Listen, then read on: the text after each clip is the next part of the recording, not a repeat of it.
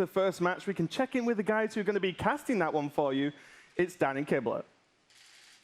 Thank you very much, Raven, and a great intro. Welcome, everybody, to the casting desk. My name is fr0zen. I am joined by Brian Kibler, and once again, we're going to bring you guys some great action. It's day 3, Brian. The stakes are the highest for some of these players because for them, they want to win the championship, but they also want to just survive and be able to go to the World Championship if they're able to get top 4 here. Yeah, 2 major points here today, of course. Every match an elimination match. At the end of the day, we'll only have 4 players. All 4 of those players will advance to the World Championship at the end of the year. That's right. Our first match will be fr0zen versus XHope.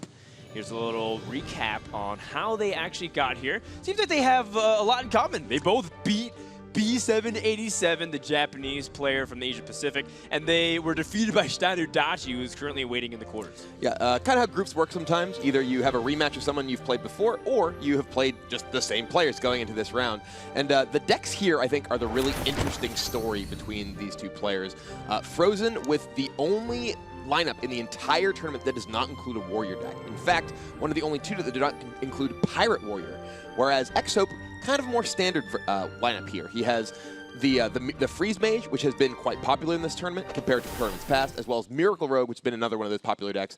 The real key here, I think, is going to be the rogue deck from fr0zen, or rather, sorry, the priest deck from fr0zen, as I'm jumping in there. He actually said himself that he felt like that was probably his weakest deck in a lot of lineups because he's largely targeting Reno Lock with a lot of the rest of his lineup, and that's a very bad matchup there. So there's lots of places where it can potentially get through. Yeah, I'm looking at the stats right here. It's the lowest win rate deck currently in the tournament. Dragon Priest has been struggling, and fr0zen will see if he's able to weather the storm. But to introduce the players and get ready for our first match, let's once again hand it back over to Raven and Sato. Thanks a lot, fr0zen. A great match to kick off the day. What do you think of this one, Sol?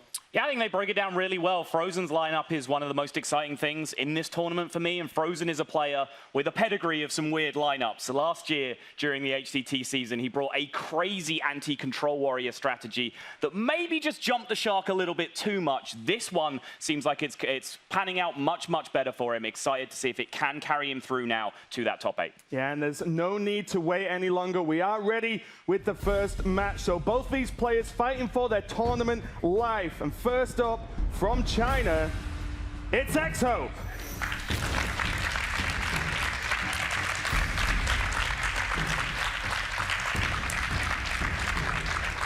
And his opponent, from America, it's fr0zen.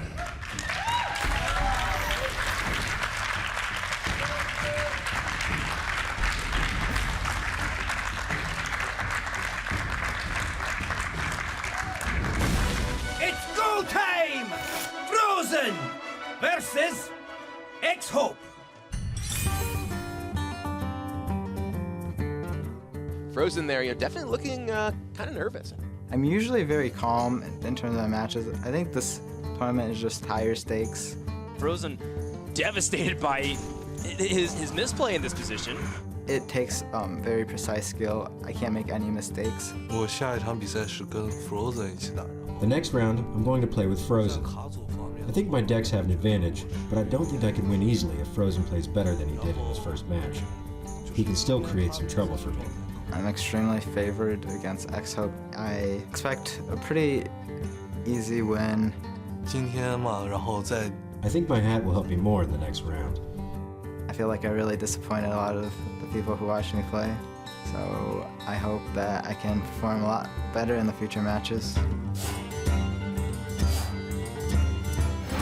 fr0zen versus XHope. Let's see what you got.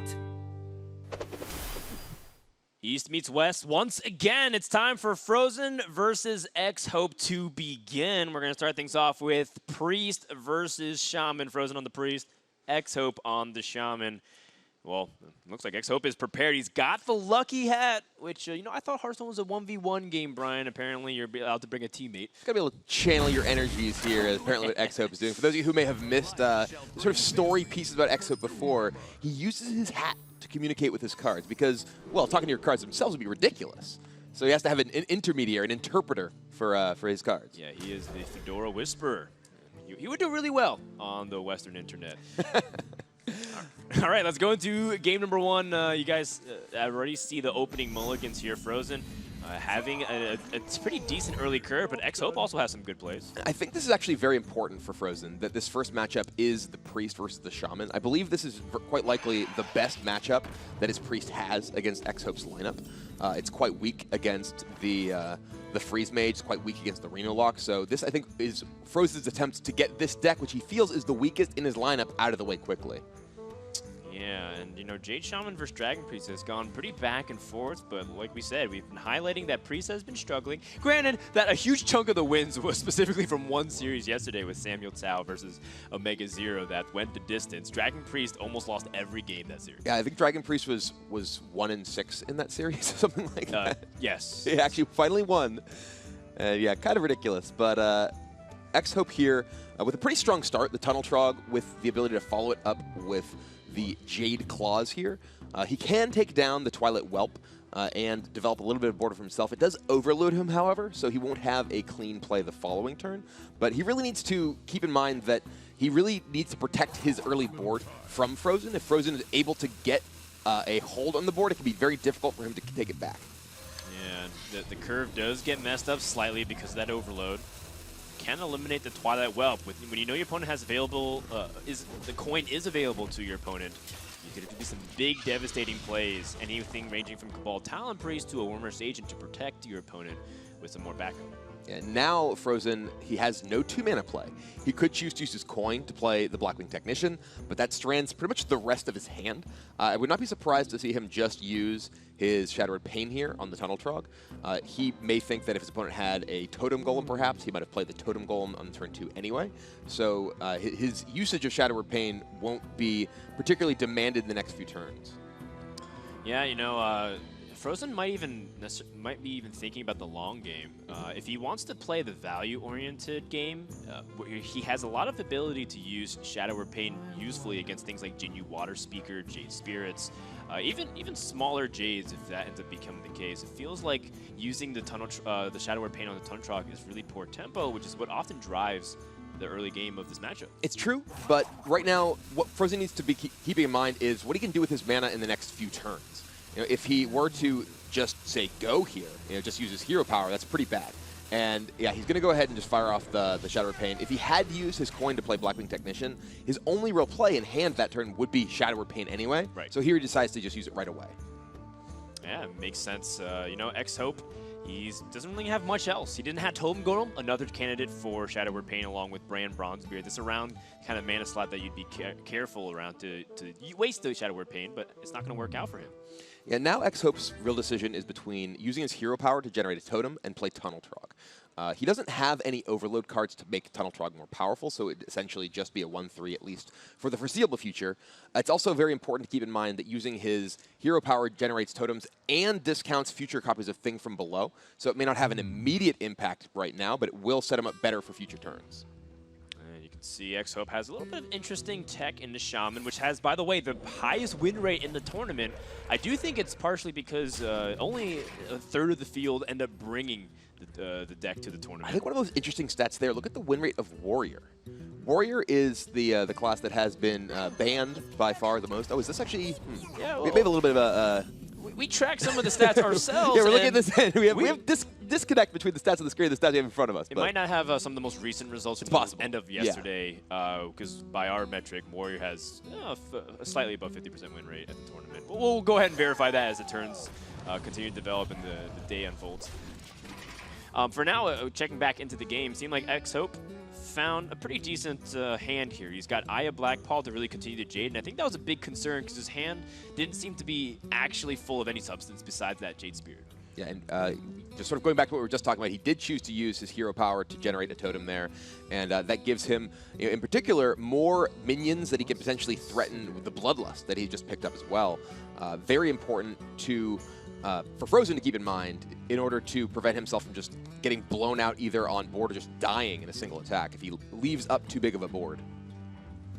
Yes, certainly. I do think that, you know, coming back to Dragon Priest versus Shaman, I do think Shaman is a little bit underrated by the tournament scene right now. I feel like a lot of people have dropped Shaman altogether as a class. For example, fr0zen didn't even run Shaman or Warrior. Those are two classes where I thought would be auto-included tournament lineups. After the changes to Spirit Claws and Small-Time Buccaneer, Shaman dropped off from being the single most played and most banned class. Ooh. Wow. A nice discover from fr0zen there, finding a Brand Bronzebeard from XHope's deck, giving him access to additional bonus battle cry effects in the future. I actually really like the kill on the spell damage totem. You could justify killing almost any of these other minions with attack, but the spell damage totem seems to be something that in fr0zen's mind could be the most problematic. Things from Jade Lightning to Lightning Bolts for big tempo swings. Yeah, XHope's deck is a little bit lower in terms of the actual spells. He does not have Lightning Bolt in his deck, and he only has one copy of Maelstrom Portal and one copy of Lightning Storm. So his ability to get back on the board once he loses it is significantly lower than a lot of decks. He does have access to Devolve, which we saw absolutely crushing in a match, I believe it was LVGE against Pavel yesterday. And it can be particularly powerful in this matchup as well because Priest can rely on these overstated, buffed minions that can get really, really taken down a peg by Devolve. Yeah, that's right. It's interesting because XHope seems to have designed this mid-range Jade Shaman to dissect control. You don't always see Bloodlust in some of these deck lists. He feels like it's one of the big heavy hitters. Now, XHope has a fairly weak tempo play. He's choosing to Hex this turn, trying to set up for a good Aya. If he played Jinyu Water Speaker, he would be overloaded and couldn't hit it. So he understands that the big important card right now is Aya Blackpaw, but he's conceding that he's going to lose the board if his opponent has a Blackwing Corruptor. fr0zen was almost instantly going to play it, but he pulled his hand back in hesitation just to evaluate if he wants to do something else here. Yeah, fr0zen's other options would be a Twilight Guardian without a dragon. That's not really a terribly attractive option. The one we've seen him play so far already this weekend. Ooh, Jade Lightning is an excellent draw for XHope here. He can defend his board here with the Jade Lightning, removing the Blackwing Corruptor, but decides to just go with the mana-efficient play and drop down Aya. Yeah, in some ways, this is actually an investment into the Jade Lightning. It is. Because then the Jade Lightning swing is even more dramatic when you're able to utilize it when you have an existing board and you're able to set up an even bigger minion, especially since the big one that Priest always tends to struggle with is the 6/6. If they've used Shadow Word Deaths already, because there's a lot of other targets you might want to use it on, think from below, Aya, Blackpaw. And then the Jades start also getting out of range of Dragonfire Potion. It can get really complicated. Yeah, and XHope has managed to ramp up his Jades fairly quickly. Aya, of course, does that quite well by herself, effectively upping your Jade count by 2 once the time she dies. And yeah, that Jade Lightning will represent a 5/5, or Aya's Death Rattle will represent a 5/5, and then there's still a lot of Jade-generating cards left in XHope's deck. So it looked like fr0zen was originally gearing up for an opportunity to utilize Brand Bronzebeard maybe for big tempo, but it seems like he has a couple other lines he can explore here. I mean, there's even some argument to just trade into Aya and play the Dragonfire Potion, but I don't think that'll be his choice. There's a lot of other possibilities available to him here. And yeah, we'll just be dropping the Twilight Guardian and playing Shadow Word Pain. XHope would have to have, say, a Flame Tongue Totem in order to get through this effectively, or invest in actual removal card like Jade Lightning. So fr0zen, recognizing there's just the single copy of the 2 AoE effects in XHope's hand, so he has a good chance that this board kind of brick walls XHope, and it looks like it does. Yeah, and I actually really like this very subtle trade here from fr0zen. It does a lot of things. First, it deactivates Flame Tongue Totem from being stronger, and second, it makes Jade Lightning slightly worse, which I think fr0zen might even pick up. XHope actually hesitated for a while before playing Aya Blackpaw on 6, which is pretty much just the play most of the time. It's almost like Emperor fr0zen or Alex draws on 9 or something. And if you hesitate when you have a Blackwing Corruptor, especially because his opponent drew a card, it could be the fact that he put him on Jade Lightning. So I think that's definitely what fr0zen might be thinking about. And as a result, XHope doesn't have exactly the most optimal removal lined up right here. And that's one of the most important things when you are a high-level player in Hearthstone, is to recognize how you can make the best plays your opponent could have available into suboptimal plays. And here, he's able to turn that Jade Lightning into a spell that only kills an already damaged minion and prevents XHope from getting any good attack off this turn. That was an excellent turn for fr0zen. And now he could even potentially use this turn to Dragonfire Potion with the minion in play and kill the 5/5 that comes off of Aya if he attacks it with his Twilight Guardian. Yeah, it is a really clean kill. I do think fr0zen has to be aware also of a potential swing turn. His opponent's totemed a lot. So one thing that he also could be aware of is thing from below, because one of the big things that you have to be aware of when you're playing against these kind of mid-range forms of Shaman is that they're looking for decisive swing turns where they take the board and never let it go, and thing from below allows them to do that. And XHope has already invested a copy of Hex earlier on the Dragonet Operative. So fr0zen can have some assurance that, say he plays Bran into Cabal Talon Priest and buffs up a taunt, that taunt has a very good chance of living. But if it does get hexed, things could go south very quickly for fr0zen if he does invest that much in a single play. Talon Priest is a great card, but even at 9 health, it just gets challenged by the 9 attack on board. Well, if he does decide to invest the Bran, which, by the way, is not his only Bran, that's a Bran that he got from XHope's deck. Actually, just going to go ahead and, we'll build a bigger board, a little bit of a wider board with the Talon Priest and a second copy of Guardian. Holding his Bran, this does give him the, wow. I was going to say it gives him the opportunity to potentially Bran plus Azure deck this turn, but he invested a lot in those minions, and that devolve will make them much worse. Yeah, just a lot of health reduction, essentially. The follow-up on this is no Lightning Storm or AoE. It could have been ultra devastating. But yeah, fr0zen's hand is kind of low impact right now. He's got Dragonfire Potion, but it's not exactly the best case scenario. And also XHope has Azure Drake. So if he ends up developing behind this, it'll be kind of a struggle for fr0zen to climb back.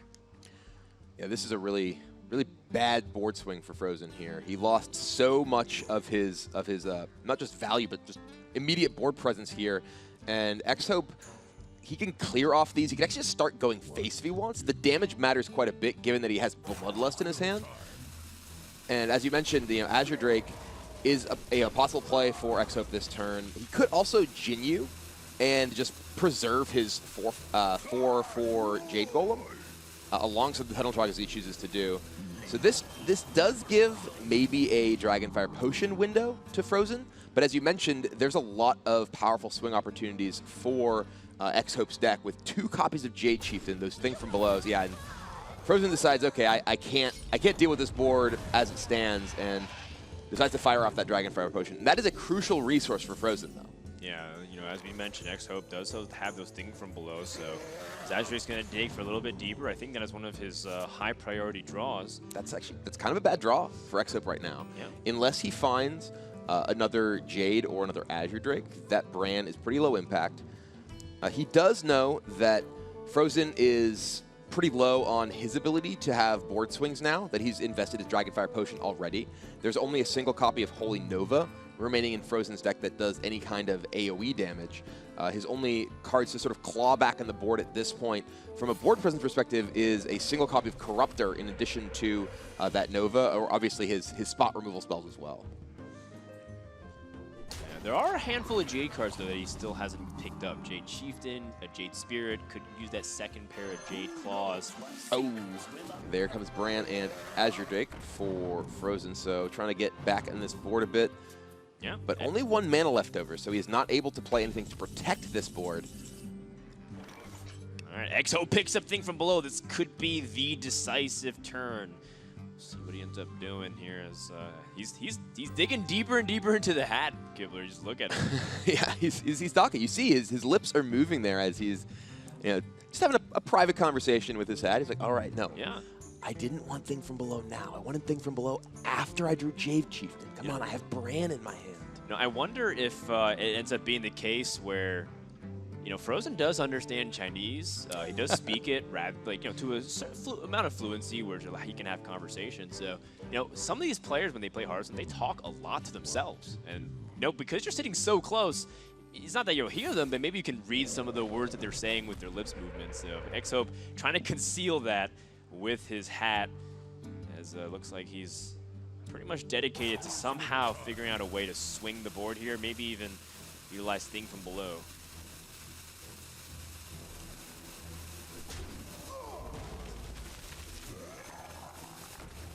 And this was not as powerful a turn as XHope was hoping for here. He does get the thing from below down, but there is a death waiting in fr0zen's hand. Yeah, that death has lined up with the stars for fr0zen right now. I expect we'll see, yeah, he has double Cleric. He's going to heal his opponent's Azure Drake, which you can still trade into, but this will be a double card draw for fr0zen here off of these 2 Clerics. And if he can keep these in play, it can be extremely powerful.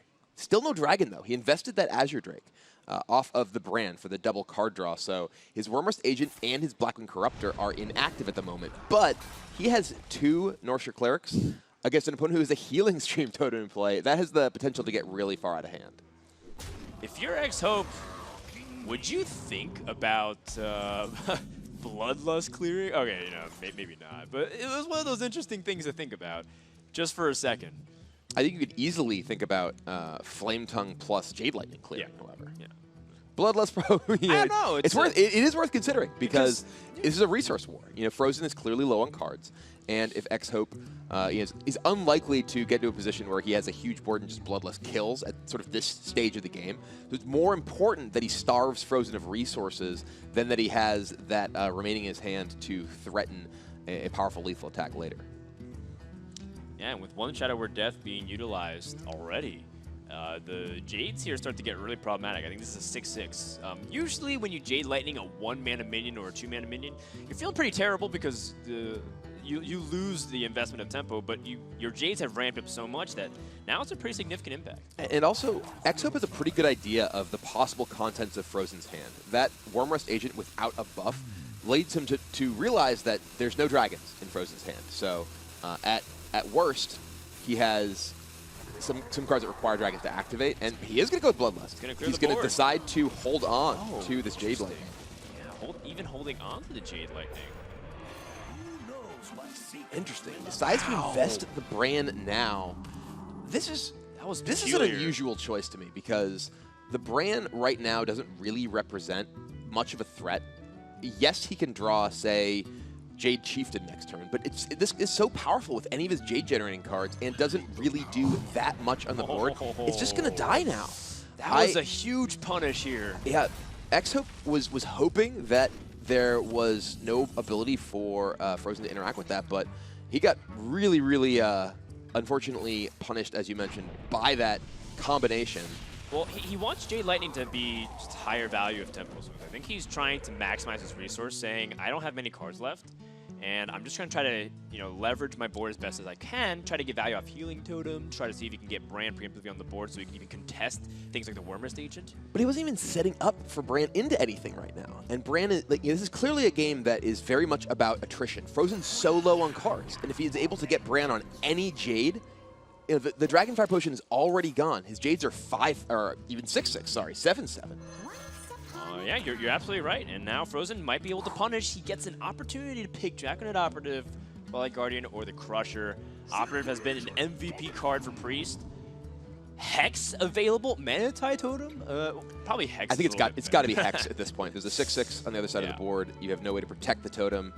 And this does give fr0zen a way to deal with this 6/6, and suddenly he is the one with the lone large minion on the board. Yeah, now he's got to weigh what this Wormrust Agent attacks. Disabling Totem so your opponent can't really capitalize. Disabling spell damage, but you give your opponent a card. I think the Thanos might be too threatening, though, because you really want this this Operative to survive. Yeah. The worst case scenario... wow. Another big card here, big Coyote. The worst case scenario, leaving up the Blood Mage, is that your opponent has a AoE effect, and there's Jade Claws. If there was just still a Brand in the hand, this would be a absolutely enormous tempo swing. Game over. And instead, it's just a single minion, which potentially fr0zen has the ability to keep up with. Yeah, the 2x Jade Claws here. It's still powerful. It is still quite powerful because Jade Claws gives him the ability to combo with this board to kill the Operative. He can attack all of the minions in the play. We noticed that he uses Hero Power first. That was because he does not want to get a Searing Totem. He wanted to get a Stoneclaw Totem if possible to protect his Flame Tongue Totem. And, fr0zen's still kind of straggling here. Even if he did have a dragon, his Bookworm is not exactly that good on the board right now. Defender of Argus. Man, if he had a dragon, he could snipe the Flame Tongue Totem and taunt up to try to complicate the board, but looks like fr0zen's just a little bit too far behind, and the Jades have now gotten to a menacing count here. And if XHope still picks up, Jade Spirit and Jade Chieftain, he still can just close out the game with his existing board. I mean, he doesn't even need to draw anything more powerful than this. He's very much in the driver's seat here. fr0zen doesn't have the ability to get through even just the thing from below with these 2 minions buffed by Defender of Argus. There's an absolutely dominant board position from XHope. He can use either of his minions to clear the Warmest Agent, and it is just getting worse for fr0zen as Jade Spirit comes down. Yeah, and so, at this point, fr0zen might have to hope that he can just get out of jail free card through Netherspite Historian discovering Deathwing or something equivalent to that. That's almost the position that fr0zen is in right now. It may be, in fact, literally his only out. Sort of looking through the lists, at best he can draw an operative that gets maybe Lightning Storm, but these minions are too big for XHope. The Devolve's already gone, and even devolving an 8/8 Jade Golem still gives you a 7-drop minion. That's still very strong. Yeah, you're right. You might be right. I'm still looking at the list. There's a lot of air that he can draw. He can draw some pretty weak 1 to 2 mana minions. He can pick up an empty Brand Bronzebeard that wouldn't do anything. So XHope is going to start pushing aggressively in the next couple turns and put his opponent on a very small clock here. fr0zen's dead next turn. All right, well, fr0zen needs to draw well off this Power Word Shield. Drake still looks like not going to be enough. Is there enough damage just straight out on the board here for XHope? There's 22 even with the heal. I believe he is still dead. Yeah, fr0zen realizes it. Game number 1 goes to XHope, and we were talking about how this is an important matchup for fr0zen because fr0zen recognized this Dragon Priest against XHope's lineup is his weak link. It is a deck that is potentially vulnerable to all of the decks in XHope's lineup. Yeah, we know Dragon Priest against Arena Warlock can get complicated too for the Priest. Needs to get a win against either Freeze Mage or Miracle.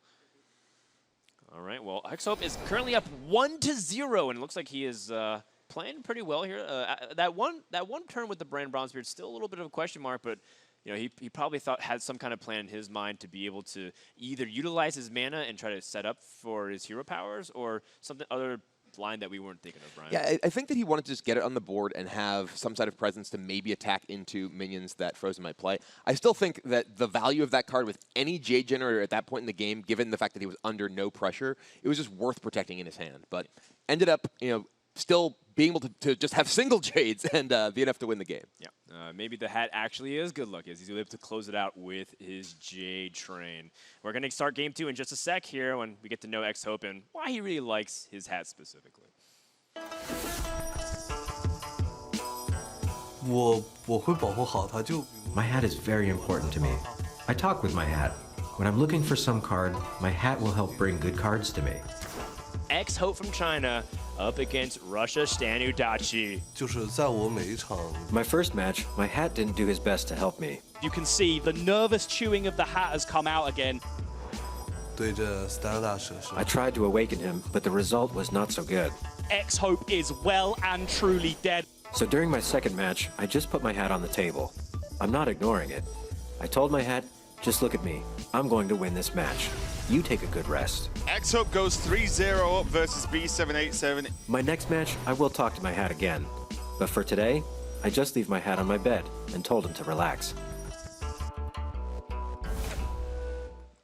Are you gonna tell him or I will? Dude, I don't speak hat. I'm sorry. All right. Well, I don't either. I am not the hat whisperer, but XHope, he's clearly got some connection with that hat. And and all jokes aside, some people, they really have these rituals that they really go through. Maybe not necessarily because they feel like it proves luck, but because it helps them gain composure. Some people without, maybe it's a ring, a wedding ring if they're married, if they're some of the lucky people who are loved. Thank you, Brian, once again, showing off to the world that you've got it all.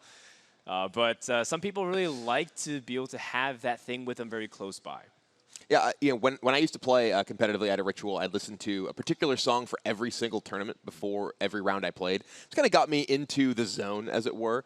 And I didn't really have any songs that were sung by hats. Maybe I needed maybe it was a Harry Potter song somewhere with the Sorting Hat. I don't know. All right. That was after my time anyway. Interesting. Wow. I'm curious about what any kind of lucky food you might have. I certainly have a meal that I like to eat too. Take a look at the highlights from the previous game number 1 here as we get ready for game number 2, just waiting for the players to get started. This is one of the turns, again, where we were very interested in, particularly because I think XHope might be afraid of a card that fr0zen might be holding, but Holy Nova and Black Queen Corrupted, we know that neither of those cards have been held onto for a particularly long time. Yeah, XHope here, he took a long time debating exactly how he wanted to make his plays this turn, and ultimately we had discussed the value of the Bloodlust potentially as a tool to just clear the board.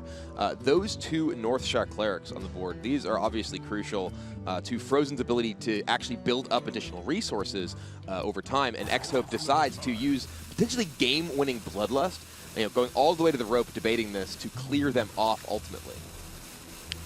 One of the things that I also maybe have just thought of is that XHope saw that fr0zen had a Wyrmrest Agent with no dragons. So it could be indicative of his opponent having situational spells, such as, a Shadow Word Death, or maybe he wants to bait out Shadow Word Pain, because maybe he wants Brand Bronzebeard to absorb Shadow Word Pain so that Flame Totem can get more value.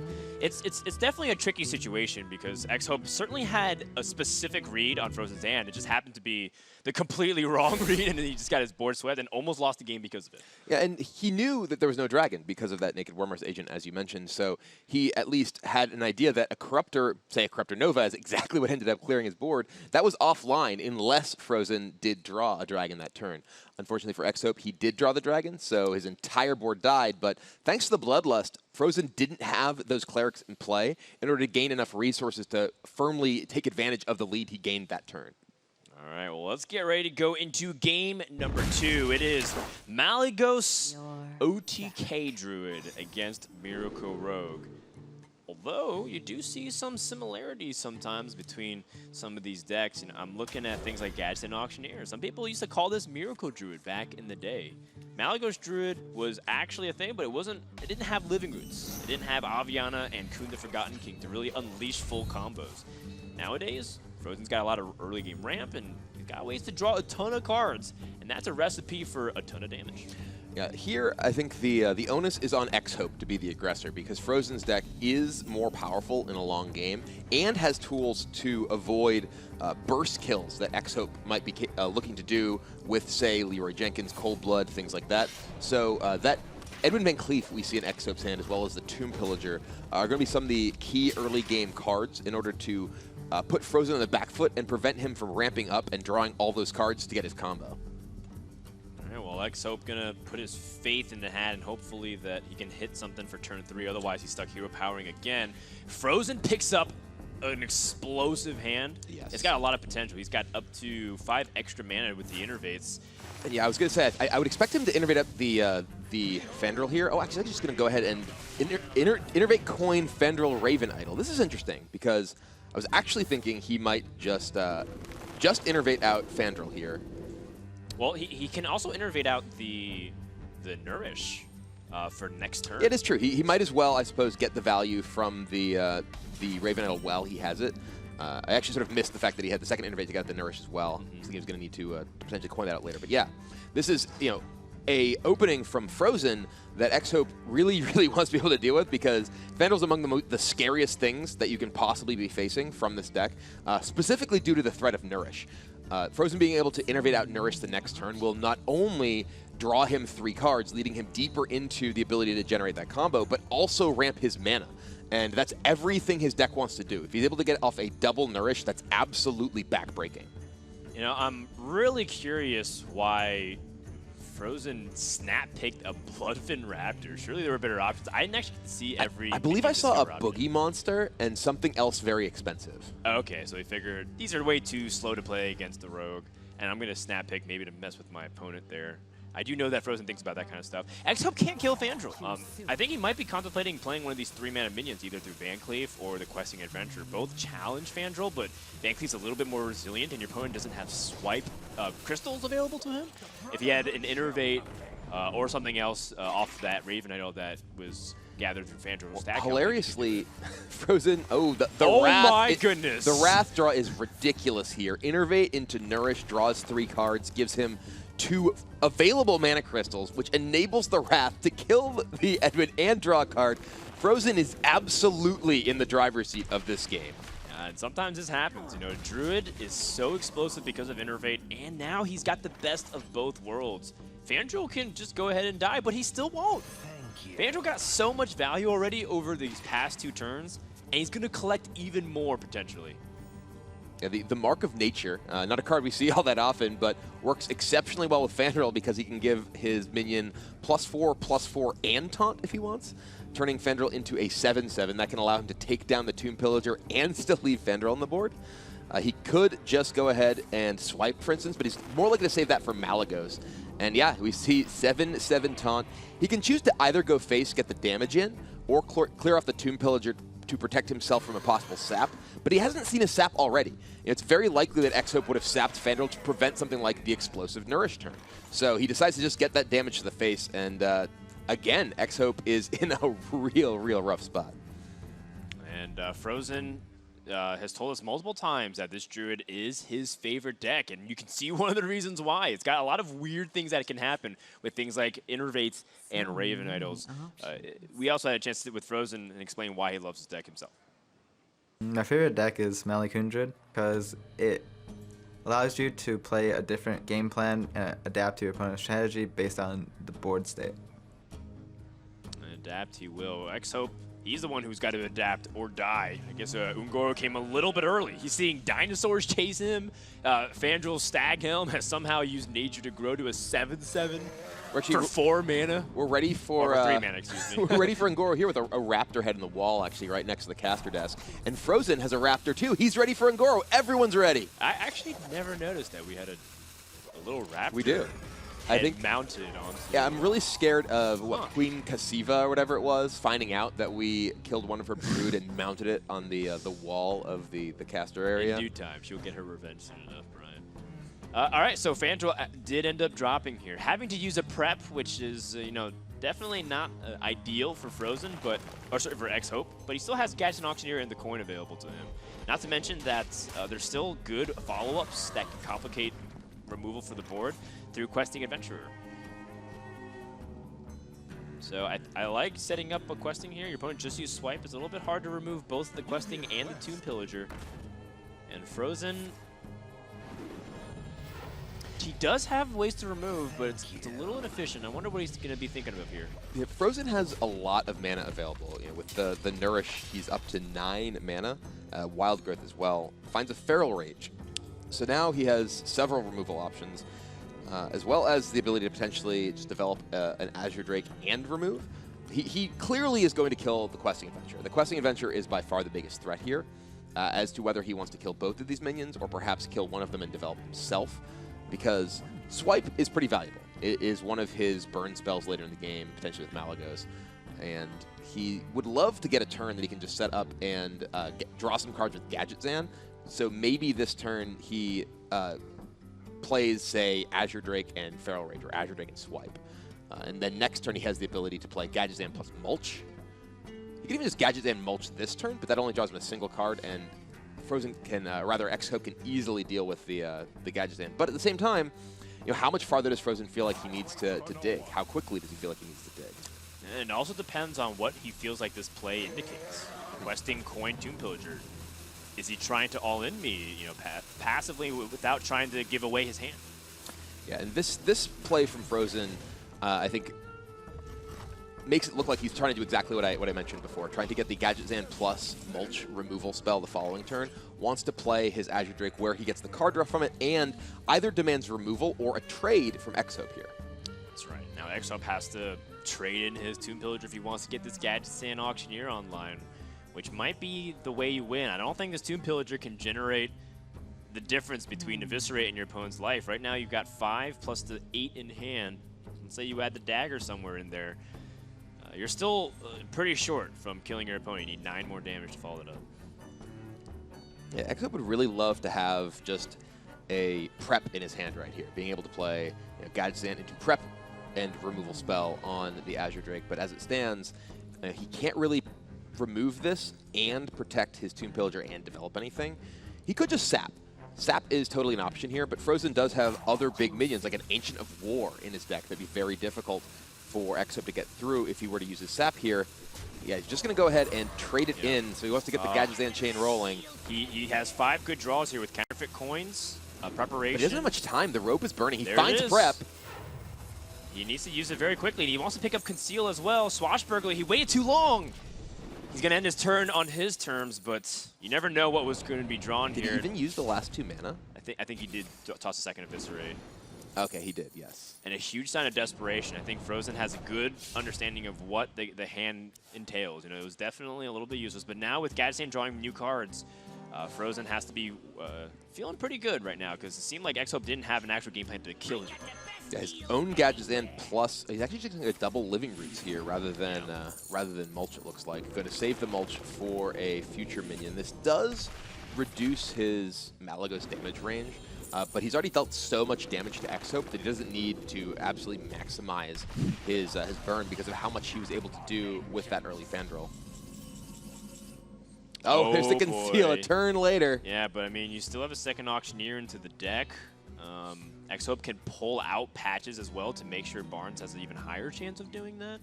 It's true. You can also just lead off with Swashbuckler. There might be a really good card. You know, Swipe, for example, from Druid could just be super effective in this position. Yeah, I mean, right now, Gadgetzan Auctioneer from fr0zen looks like it's going to live. He has maybe the ability to sap it, but that's not a great answer when your opponent can draw so many cards immediately. Swashbuckler finds Swashbuckler. That is not a nice result. I feel like that's like the only card that would not impact the board in some capacity here. Yeah, I think that is the single worst result in his deck. Yeah. He already played his Edwin. Yeah. And he has the other Swashbuckler. He could have hit another Auctioneer, could have hit an Azure Drake. Even like Leroy as just a charge minion is more impactful than that. The patches, of course. Coon! He took fr0zen's card! Oh! That's actually kind of hilarious. Wait, yeah, that's really, wait, what? So he can play all these spells with the, I guess he could just gain armor, which might be effective. And there's the Ancient of War. If fr0zen decides that he wants to go defensive here, the Ancient can be pretty powerful. But I think there's a reasonable chance that we just see fr0zen play Gadgetzan Auctioneer and just swipe the board away, especially with the spell damage from the Blood Mage Thalnos. And you know one of those cards is a random Druid card, so chances are it's pretty weak. I was a little baffled or befuddled, Brian, because I was expecting patches, and I just realized XHope doesn't have patches in his deck. So Is he free to play, by the way? Oh, with a Blood Mage Thanos and an Edwin Van Cleef and a Barnes and a Leroy. That's really surprising. And 2 preparations. Maybe not. We did see a couple players experiment with that idea because they just don't want to draw the patches that often because you do end up drawing a ton of your deck with this Miracle Rogue archetype. But when you're playing Cold Blood in your deck, even just having patches as a 1/1 charge minion sometimes Questing can be Adventurer, really powerful. Edward Van Cleef. fr0zen's running out of time, by the way, so it seems like he's not going to make that big of a play. He's choosing to go all tempo. He saw Sap. He saw XHope made an extremely weak play.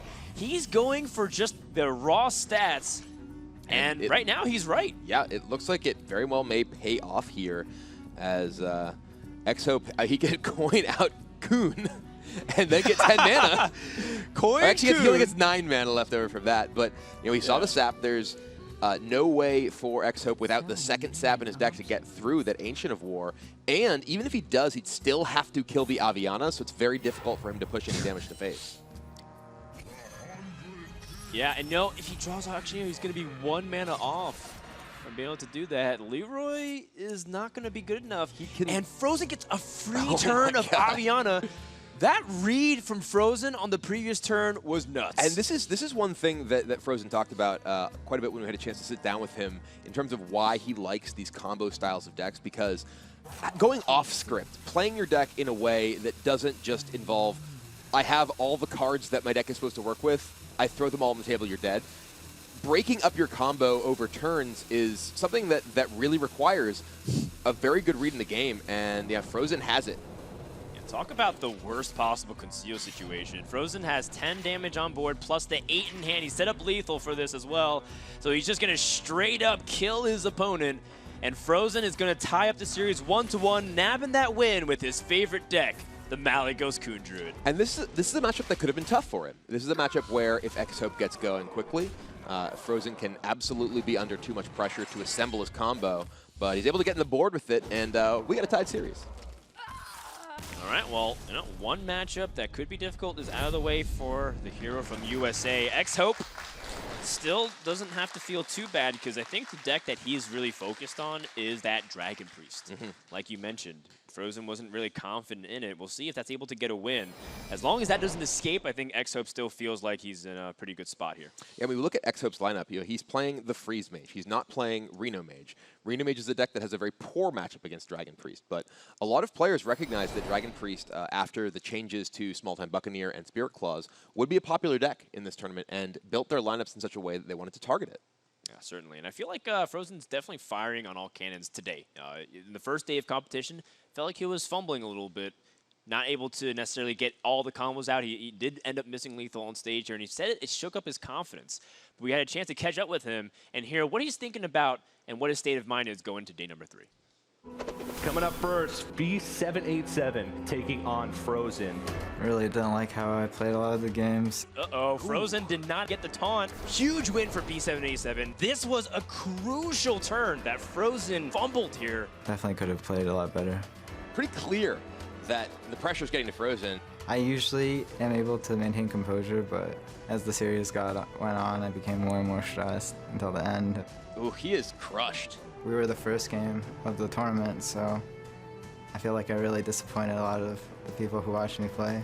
Look at fr0zen's face there. He is clearly, under some strain. This is his first time playing on the world stage. It really shouldn't have been this close, but at least I made the series exciting. fr0zen completes the comeback here, down 3-1. He is going to be the first winner of the day. I'm usually very calm. I think this tournament is just higher stakes. It takes very precise skill, so I just have to calm my nerves before my next match. fr0zen, we call him a grinder a lot, and that's for a reason. fr0zen's not a player that admits weakness very often, but being very candid in front of the camera, I actually do appreciate that. A lot of players say, you know what, I was nervous, just, it happens, whatever. But he's saying, this never happens, and I kind of fell succumb to it too. Yeah, and we actually saw that his parents had come to watch him play. We saw them in the playroom yesterday. They're here today still, but they're too nervous to watch him play today. They actually, are trying their best to avoid watching, not because they don't support fr0zen. I mean, they flew all the way out here to the Bahamas, but because they really want him to win that badly. fr0zen's going to turn to the Dragon Priest, a deck that's, again, still kind of fallen deeper into the abyss. It's racked up the most losses so far in the world stage. Mage, of course, is second in losses, but I think that largely has to do with a lot of player. We've seen some people kind of bobble the Freeze Mage play. Yeah, there's been definitely some shaky play from quite a few players, frankly, in the tournament. fr0zen, one of clearly the top players in the world with the results that he's put up over the past couple of years. As he admitted in that piece we saw himself, he has been nervous here, and a lot of players are. This is, for many of these players, the absolute biggest stakes they've ever played for. Yeah, and focus is another thing, too. The ability to have the endurance to stay sharp the entire time and keep track of what's going on. I talked to a couple of players even just this morning and yesterday night. They said, I just can't concentrate after a certain point because I've been tracking for 2 hours and we still have another 2 games to play. I mean, we started the broadcast yesterday at 10 a.m. We were not done until nearly midnight. It was after 11 p.m.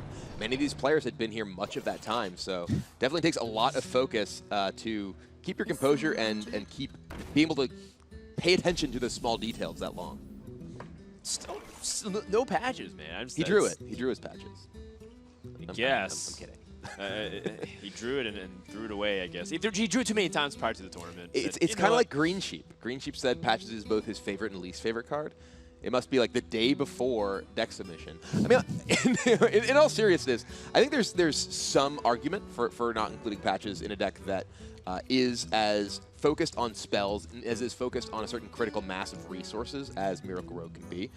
I am by no means a Miracle Rogue expert, so I don't have the sort of numbers to back up what's your win rate including patches, what's your win rate that doesn't include patches. Interestingly, fr0zen's Rogue deck, by the way, does not include patches either, but it doesn't include Swashbuckler.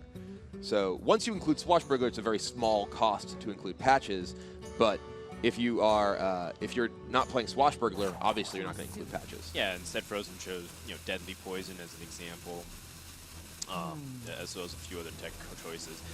XHope really thinking about if he wants to remove this Northshire Cleric, because sometimes you think, okay, if the Cleric heals and they're not developing behind it, do I really care too much if they're drawing a card? In this case, he does. He's even saving the Swashbuckler. Yeah, I was going to say, interesting note there. He chooses not to play his Swashbuckler here. And that, I think perhaps is a nod to his Questing Adventurer or his Eviscerate. He wants to be able to combo his Eviscerate next turn on a potential Cabal Talon Priest, which we see is exactly what fr0zen does play.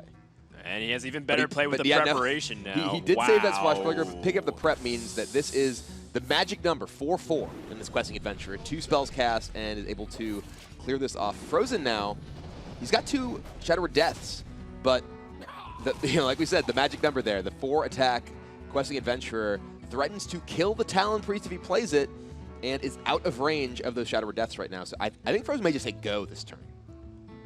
Yeah, just Hero Power Pass. Classic Priest. Get back to your roots. Never forgot where the you came light shall from. burn me.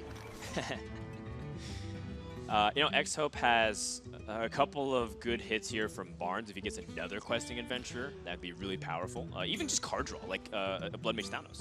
What do you think about just attacking? Oh, and not trying to buff your Questing playing any cards, because your opponent just said go on a 3-mana turn. If your opponent next turn plays, say, Twilight Guardian, which is their best play on turn 4, you then play Barnes and Swashbuckler, which can attack into and kill their Twilight Guardian, and then you are able to get value out of that rather than having it die to Shadow Word Death. It's true. Obviously, we see fr0zen's hand here, but at this level of play, players are calculating, okay, well, what does it mean about my opponent's hand that this is what happened here? The only thing that I don't like about that is that your follow-up play after you just leave Barnes in your hand is not nearly as strong. It's not like you have Barnes plus a 1-mana spell like Conceal. Well, he does have the Swashbuckler. So he can play Barnes plus Swashbuckler that turn. Yeah, you're right. Actually, he can save Barnes for Swashbuckler and then guarantee snipe the Twilight Guardian. Yeah, it'd be a 6th attack. Right, so you're actually right about that. I like that. I like to say I'm actually right, as if like it's surprising that you possibly thought about a good idea. Apologies, Brian. I'm not very good with words. But the Meta historian for fr0zen here finds Nefarian, Deathwing, and Twilight Whelp. This is a game that you're under a lot of pressure already. It's kind of a stretch to take the 9 or 10 mana dragons here. Yeah, I mean, Nefarian could get spells, but we also know that there's a handful of useless spells for this matchup. Of course, you're never really going to need things like really expensive cards. And your Gang Up, for example, is just like, well, what are you going to do with that card? Twilight Whelp is also a dragon, to just keep as a really cheap tempo play and be able to help enable things too. So you're able to get everything else dependent and then use it as an ability to establish board presence if you need. All right, well, now XHope decides he is going to go in. Oh, he finds Auctioneer, but no spells to take advantage of it. But he could try to just protect this Auctioneer by attacking into the Historian. Wow.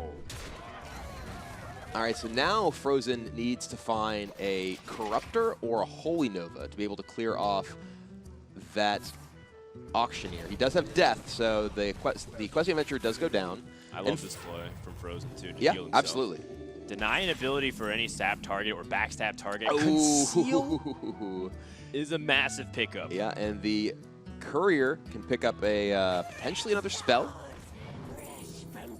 That is Cabal Chemist picks up another spell. Rebuys. He get another shot at it. He can't play it this turn, but Shadow Word Horror, clearly quite weak with the board he has. Though it can clear off Wormrust Agents and Twilight Whelps. But yeah, I think the Chemist is pretty clearly the pick here. And now, is he not going to attack with the Swashbuckler first? Just going to Conceal first?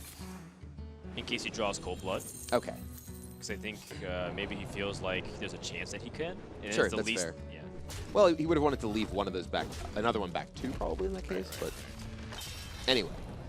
But now fr0zen, in part because XHope did take those early turns slow, has a pretty great opportunity to play the Dragonfire Potion here. And that's pretty much the only play. And XHope's going to have to hope for more minions beyond Cabal Chemist. Cabal Chemist also can pick up Dragonfire Potion, which would be completely useless in a lot of scenarios against Priest. Azure Drake, though, definitely one of the most powerful cards for XHope's hand to develop. Although I guess Dragonfire Potion already was used, so it's not because it's resistant against it, but primarily because it's just so versatile. He's choosing to save it. Wow, interesting. Rather just draw another card from this deck. Gets Potion of Polymorph. That's potentially pretty strong in the middle turns of the game, where fr0zen is likely to play a large minion like an Operative or even Corruptor or something like that. Yeah. Being able to reduce the impact of that immediately. Frankly, XHope's hand is pretty great against big to mid-sized minions, but interestingly, he kind of got a little bit punished there by playing the Cabal Chemist rather than playing his Azure Drake, because it did give fr0zen a target for Bookworm, and now XHope has no board, and fr0zen is getting to the sort of middle stage of the game, still at a relatively healthy life total. Yeah, he can still remove the Bookworm. Eviscerate is 5 damage, but the dagger allows him to kill it off. But at the same time, maybe XHope feels like he wants to play a little bit more mana efficient and save Eviscerate for a guaranteed Temple Swing with Thalnos, Eviscerate, Saps, push with the Azure Drake. It's tough, though. You know your opponent runs a single Defender of Argus. Choosing the Sap instead. He has 2 Saps. One's definitely okay to part with because you want to keep your hand versatile. I like that. You know, a lot of times people feel like they want to use what they feel like is the better removal. Even though Sap on a Bookworm is pretty weak, it still feels like it's better for tools if you have an Auctioneer in your hand. There also just aren't very many targets in XHope's deck for the Sap. It's going to be difficult for fr0zen to find another target in the future. Well, there is the Discovered Netherspite Historian card. You never know if you really need that, if it's like Chill Maw or Twilight Guardian they picked up. But you're right, generally speaking, it's pretty useless.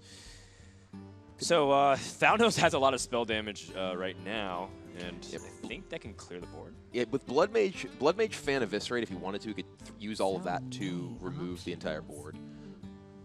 He could even Cold Blood and get some damage to the face, though. Cold Blooding here would expose his minion to Shadow Word Death, and based on a lot of what we saw from the early turns of the game, the card's quite likely to be in fr0zen's hand.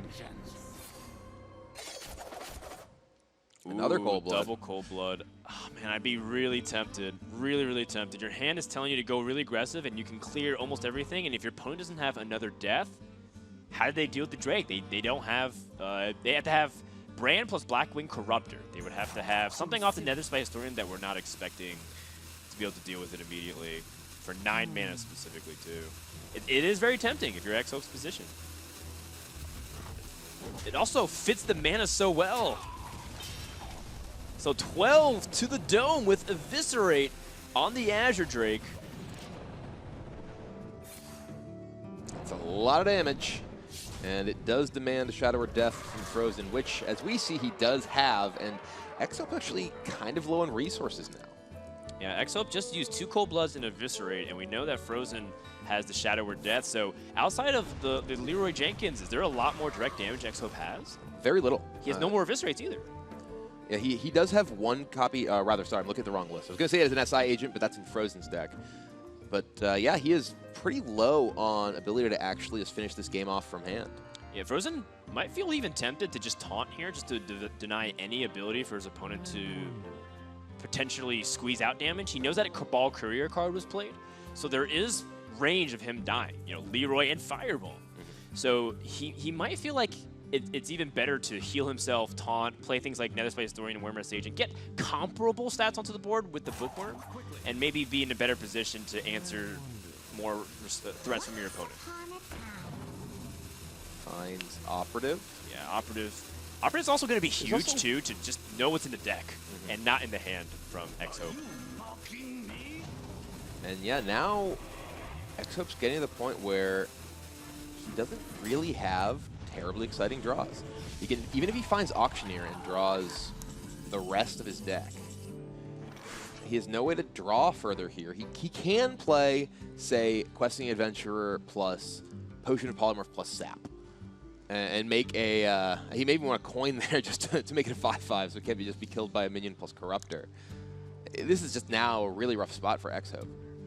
Yeah, 2 deaths have been used, so at least you feel safe enough to pump up this Questing Adventure. But you're right, you know, Blackwing Corruptor could snipe it. But you know that there's, you know, Defender of Argus can help do a little bit of extra damage. Holy Nova can help make that difference as well because your opponent's going to be at 10 mana. It's a tough situation, really tough situation. So many. I wonder what the hat has to say. It's clearly in a deep conversation with it.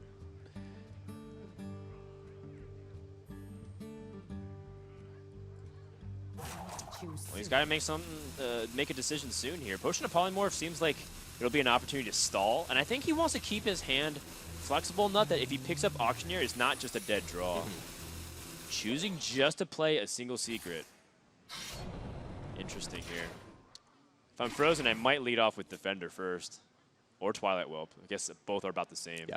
Because here, Frozen can play around both Potion of Polymorph and Mirror Entity by playing a very low-impact minion first, and gets the news. It is Potion of Polymorph, and now the Defender of Argus is looking really good to protect him from Leroy. Yeah, Operative also really good too, of course, to see if he even has Leroy in the hand. Yep. If he finds it in the deck, that also just tells him reduces his opponent's range. He'll see 3 cards. Very clearly, his opponent doesn't at least have Auctioneer. He would have seen something come out of his opponent's hand. So I think he's starting to put on, like, what are the situational cards Rogue can have right now that's not that good? Either a very weak minion, Questing Adventure, or like a Van Cleef that's not very good, or things like Sap. Okay, well. A Van Cleef's a 6/6 here.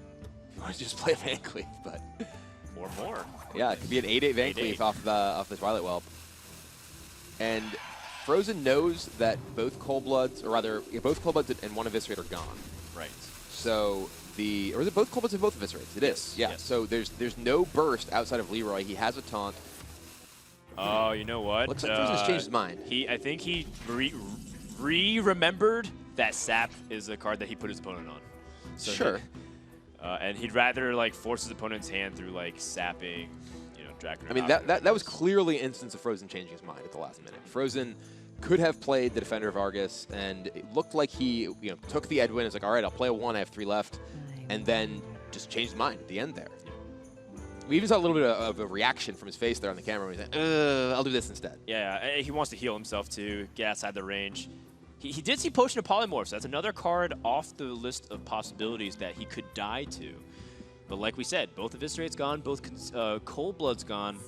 I think he also even wants to get out of range of, potentially like Sap with Leroy Conceal. And that could be something that would be the last Hail Mary, the last hurrah. But one Sap's already gone. Even Sap into Leroy Conceal. What's hitting you again? With another minion. In this case, it'd actually be Questing Adventure. Sure. So Questing Adventure, Leroy, Sap, Coin Conceal is actually within possibility, but his opponent would have to have all 5 of those cards. But even then, Frozen has Defender of Argus, and he can just get 3 more taunts the next turn after getting sapped. I'm just trying to tap into his mindset here, and I think you're actually right. I think Frozen just is being extremely paranoid, and he says, you know what, I'm not going to lose if I'm healing up. And there may be some part of his mind that's thinking, maybe I misremembered. Maybe, I counted wrong. Maybe there is still 1 burn spell, so I want to get a little bit more out of range. And, regardless, he is very, very safe here with this wall of taunts, and XHope pretty much completely out of resources that can punch through it all. And I expect we'll see a concession from the Chinese player very shortly. There it is. Frozen takes a 2-1 lead and gets his Dragon Priest out of the way, which was what he felt was the weak link of his lineup in this match. Yeah, massive victory here from Frozen as he takes momentum in the series 2-1. And Miracle Rogue is also a deck that's had its fair share of struggles. It's a deck that people have been saying is very competitive, maybe even top tier. But it's been struggling a lot. Now it's almost equivalent to the Priest and Mage losses in the L column. Yeah, and we have seen a wide variety of Rogue decks in this tournament, actually. Rogue, I believe, is the 2nd most popular class overall, next to Warrior. But there's a ton of different versions of Rogue. We do see essentially 2 Miracle combo Rogue decks in this matchup. Frozen will have his available in one of the next couple of games as well. But we saw Water Rogue, as people call it. We even saw Stealth Rogue decks that were using Shadow Sensei on Silent Night. So those stats for Rogue don't necessarily entirely reflect just Miracle. All right, well, 2-1 is the score. The winner will move on to play Neyria. Coming up next after this series, we got more action. Remember, every single match is Elimination Day. Take a look at what's coming up. Welcome to paradise, the Bahamas. There's more tales to tell. It's lovely Chook. It's Homeblood.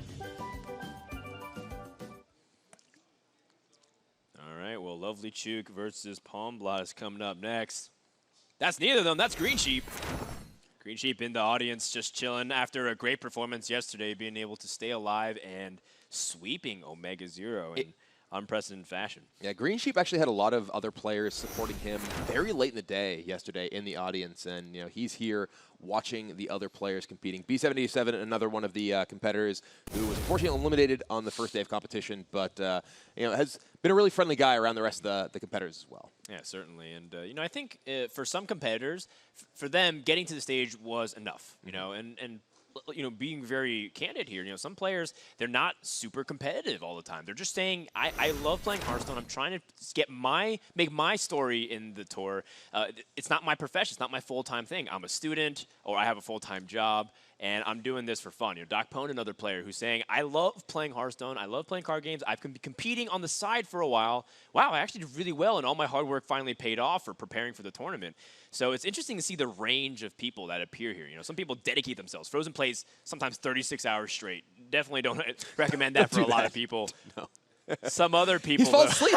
He's taking a nap. He's been playing for too long. I mean, we're kind of laughing, but in kind of a nervous way, because sometimes when you're competing in a card game like Hearthstone, hours don't necessarily translate to any kind of mechanical benefit. It just becomes whether or not you feel comfortable with your well of knowledge, saying, I think I'm prepared enough mentally, but sometimes that cuts into your rest and your ability to be composed on stage. Yeah, and sometimes the players can get lost in the matches they're playing. We heard a number of competitors come off the stage yesterday, and Rachel interviewed them. Oh, you've been playing for 3 hours. Like, really? I was. I was just kind of hanging out playing Hearthstone. But we are going to get back into the game very shortly. XHope is using the restroom right now, but we're going to be seeing a lot more Hearthstone today. We still have 7 more matches after this one. All right, well, Fr0zen, you got the chance to take a look at him as his face was down the keyboard. Let's get to know him a little bit better while we set up for game number 4. Well met. My name is Fr0zen. I am from Northville, Michigan, and I am currently 20 years old. I play Hearthstone 9 hours a day. Well, actually, the longest stretch was 36 hours. Before I play in a big tournament, I usually eat healthy and sleep well. My favorite food is sushi. The best thing about playing in the HCT is being in the Bahamas. Well, the preparation meals, in my opinion, are very important.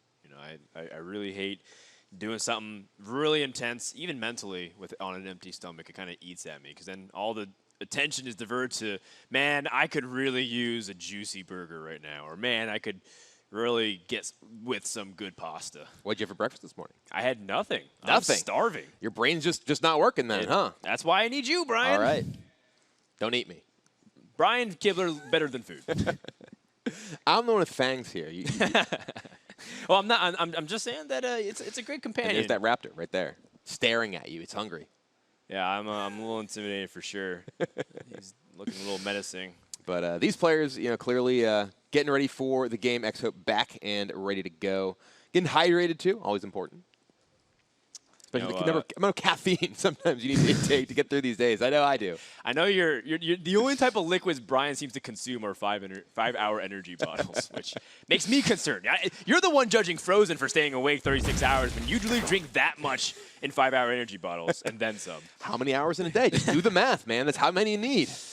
All right, game number 4, Fr0zen versus XHope. He's going to use his own Miracle Rogue. Looks like XHope going to sideline his rogue deck because it hasn't been working out for a bit. And for good reason. This is a very good matchup on paper for the Freeze Mage. Miracle Rogue has a very difficult time being able to make that ice block pop and be able to pressure in time for XHope to look at Fr0zen's hand though. Oh, wow. Fr0zen could just play a turn 1 6/6 or even bigger. He could. This is interesting because I was actually about to say when we were getting into the game here, I wonder how big is Fr0zen going to go here on this Edwin. He's just actually going to prep his coin. My goodness. A 10-10 Van Cleef on turn 1? And people were saying bad things about patches. Good Lord. All right, well, We were going to say... Isn't this like a tavern brawl mode? Did they challenge each a little other? bit of a smile from XHope here. He's like, really? Did that just happen to me? That's not a smile. I think that's more of a grimace in pain because, you know, fr0zen said, yes, I can take a turn to set up a dagger and maybe do something else and maybe draw an actual way to combo off preparation. But then my opponent can Ice Lance and Doomsayer. This is the only turn I can get away with it. As you mentioned, this is a very tough matchup for the Miracle Rogue deck. The Miracle Rogue deck often relies on going long, having burst damage from hand with Leroy and Cold Blood Eviscerate, building up a big hand with Auctioneer, but the games that it can win are often those where it's able to establish a very large minion early, and it doesn't get much bigger or earlier than a 10-10 on turn 1. Yeah, I rate that Van Cleef 10 out of 10. And XHope said, I can't even stall with Frostbolt because I don't actually have a way to deal with it. He's just going to accept the 10 damage. Okay, that is something that he can do. He can Frostbolt and Ice Lance over 2 turns and maybe find a way to kill the Van Cleef, assuming his opponent doesn't have anything else up his sleeve. But that should be 10 damage total with Frostbolt, Ice Lance, and Forgotten Torch. But you're accepting this 10 damage already, and you're kind of starting the game with 10 less life. And you've also committed so many resources to this. Well, speaking of resources, fr0zen used everything but a Deadly Poison on turn 1 from his hand. Yeah, the Ice Lance was a huge, important draw here, but you know, fr0zen still got damage too. I mean, imagine if Van Cleef said, you know, discard 2 or 3 cards, your opponent starts with 10 less life in the game. That's kind of like what's happening, and he still has more damage in the hand. Leroy and Deadly Poison are both 6 damage. It's true, but we are getting to the stage of the game where he needs to start piling on the damage quickly. XHope did lose a lot of his own burns, so his ability to close out the game in short order is much reduced. But he does have Ice Block and some tools at least to stay alive now that Van Cleef is gone. Yeah, he's got Eviscerate, so the magic number becomes 3 now. He's got 12 damage to Leroy Jenkins and Deadly Poison over 2 turns with Eviscerate. That's 16 damage. I wonder. Assuming XHope doesn't have a way to gain life, Ice Barrier is the primary method, and that could be why fr0zen might be hesitant to hold on to some of these cards, or might be hesitant to actually play into it because he knows that his opponent might actually have more life or ways to stall. Yeah, one of the most important cards that XHope could draw right now is actually just Ice Barrier, giving him more effective life against fr0zen, because he just needs to buy that time. But he is getting his hands back up after expending so many resources early on with that ping on Acolyte of Pain. Leroy Jenkins, that could be a way, and Conceal. fr0zen might have an opportunity to utilize that. We know that XHope has stall. Yeah, Leroy Conceal is very powerful against some decks. It's not that powerful against Freeze Mage, simply because they have access to Blizzard and Frost Nova. So fr0zen is much more likely to try to conceal an Auctioneer, or even conceal Questing Adventurer, or a Tomb Pillager even, something that doesn't just die when it gets frozen. Would you... Oh, it looks like fr0zen is just going to go ahead and dagger. I was going to ask if you would consider, you know, sapping the auction, the Acolyte of Pain. I don't know why it was so hard for me to think of the card. That guy. Lack of breakfast. Because then your opponent has to commit more mana in order to draw cards. I think fr0zen is just trying to end the game. He got that 10 damage in so early with Van Cleef. He is just pointing all the damage he can. Right now, he has 6 mana next turn. He has Leroy. He has the Deadly Poison Dagger. If he draws Cold Blood and there's no Ice Block or Barrier, the game is over. Yeah, but I think in fr0zen's mind, he can't really bank on the fact that this might be Ice Bear. I think he has to kind of go with what he has here, and his hand is telling him to go all in again. You know, gather up, pony up. This is pretty much the last push here. He does have a preparation, so if he does get the Gadget Stand Auctioneer off the top, he still has a couple spells that he can utilize here. And fr0zen has to calculate what are the odds that he has an Ice Barrier here. It's not an Ice Barrier. He's even just re-daggering because he might not have the damage to kill his opponent. Yeah, I think fr0zen wants to ensure that he's able to break the block at 1, so Dagger alone is lethal. Just committing the Leroy here and Conceal will just get fr0zen next turn. So I think that he wants to try and get the burst in to a point where he can just finish the game the following turn without giving XHope the whelps. If he gives XHope whelps, that damage can really close the window that fr0zen has to pick up the final damage he needs. Yeah, you know, fr0zen also maintains a little bit of extra range. if he needs to get Cold Blood, for example. Cold Blood's not a dead card. Does go with the sap, as you mentioned earlier on the Acolyte of Pain, to slow down the resource generation from XHope. Forcing XHope to commit 3 more mana to draw. Also he wants to lose his Loot Hoarder as well. And XHope kind of drawing a little bit dead cards here. Doomsayers don't matter. The state of the board actually favors him, which is not a situation you're used to at all. That is an uncommon board state for fr0zen. You're like, nope, don't want to kill my guys.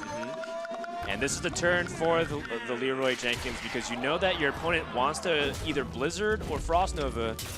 And I think he was banking on the fact that his opponent has to remove Leroy. But if he commits mana to Blizzard or even Flame Strike, he doesn't have enough mana to do a lot of other stuff, like Ice Barrier, for example. So he can pop with the dagger.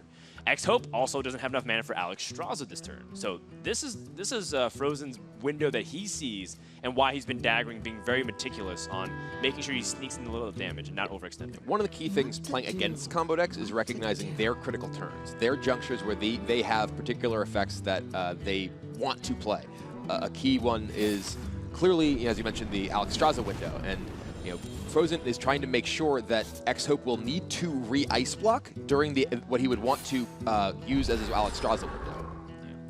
And XHope forced to use all of his freeze effects to make sure he can't get plopped, because he needs as many turns as he can to get to Alexstrasza.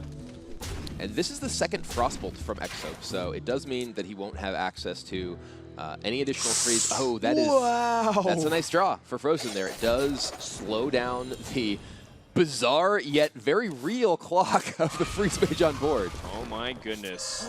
Thalnos. He's going to backstab his own Thalnos, so he can draw a potential way to pop the block. Picks up another Conceal. It doesn't really matter in this context, but we know XHope has, he's trying to force XHope's hand, saying now you have to have another Frost Nova or a Blizzard. If you Blizzard, you can't do very much else. You only have a few mana left. XHope, I think, is still stuck on trying to find any answers here. He might have to Arcane Intellect to see if he can dig for something better right now. The thing is, right now, unless he has a barrier, Leroy and the dagger are the same thing. They both break block. So there's no real difference here. Look, how much damage can he actually do over the course of these turns?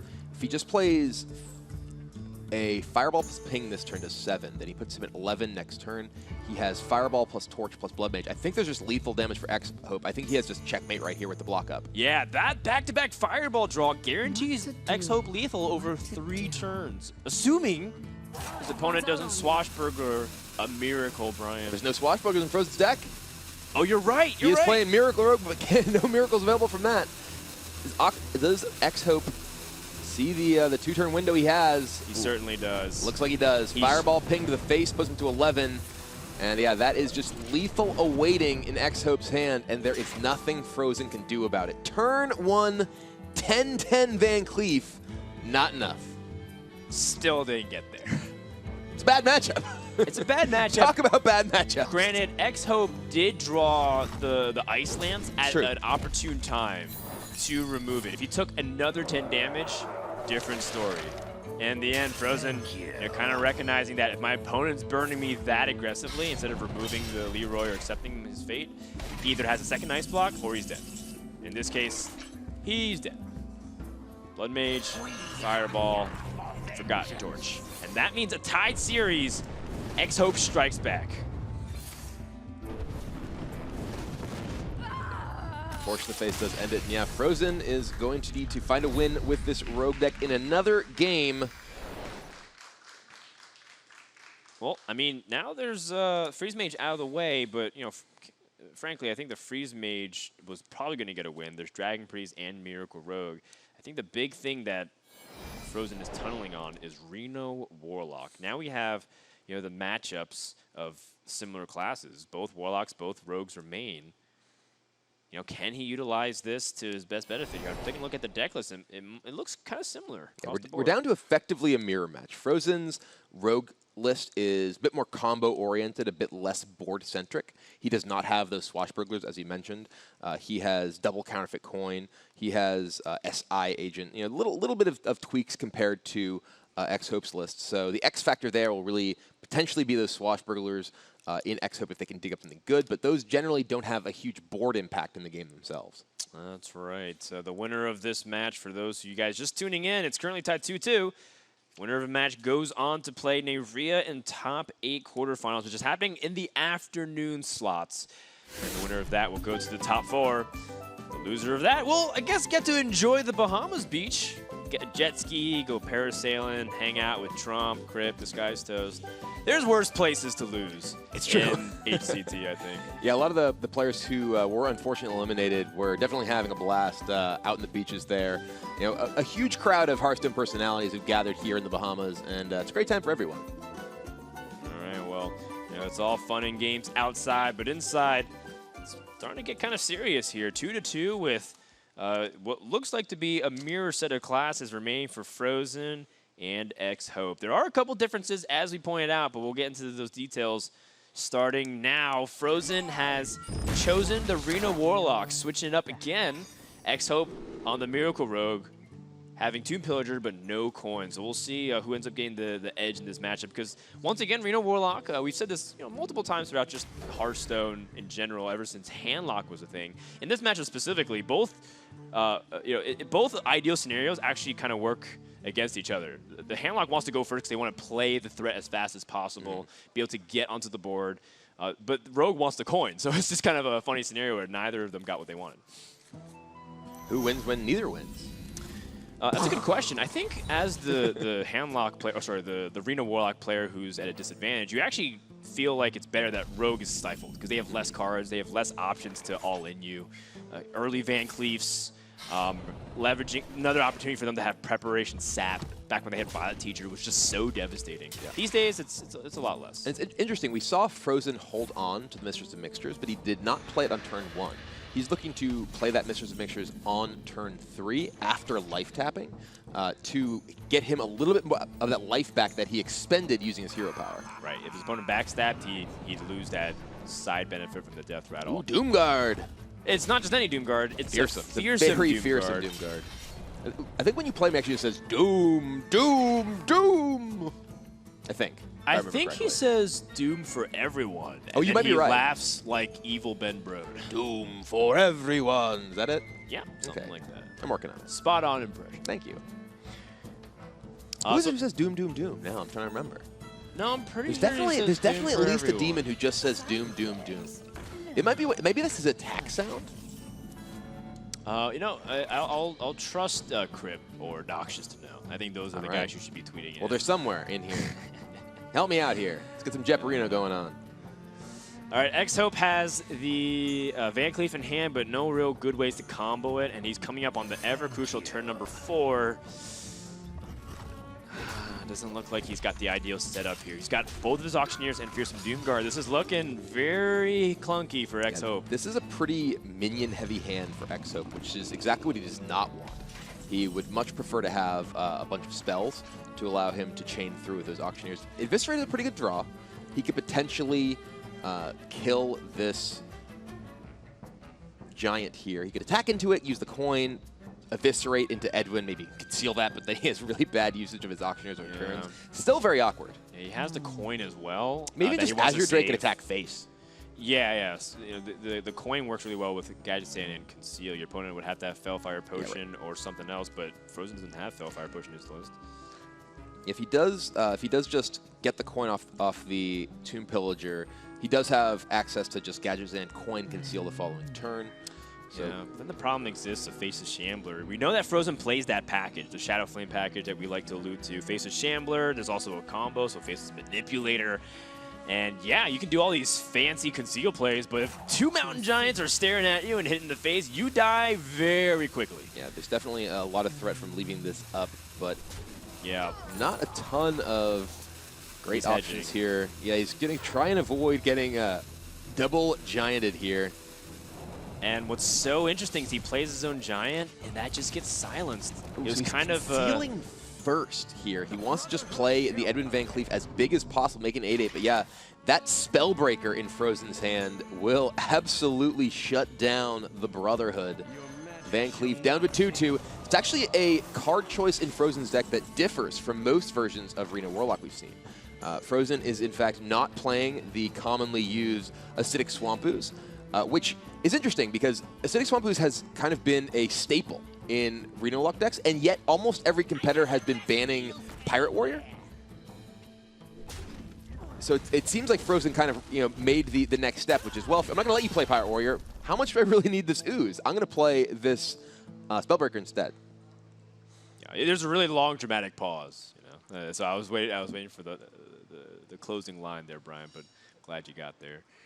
Thanks, man. No, well, just specifically, like I wasn't sure where you were going because it was a really long pause. I was waiting anticipation. Well, you were kind of like staring at this auctioneer that came down. I was listening, Brian, just because I wasn't looking. What? Men everywhere should know what that means. Just because I wasn't looking doesn't mean I wasn't listening. Cool story, man. I was staring because XHope played Gadsden Auctioneer on Tempo the curve. Auctioneer right here. That was a little bit surprising, given that Auctioneer and the Azure Drake do function differently, but in this scenario, there's not many cases where Azure Drake is strictly better, but it felt like it was a lot. I think XHope is just trying to curve out now. It is Doom for everyone.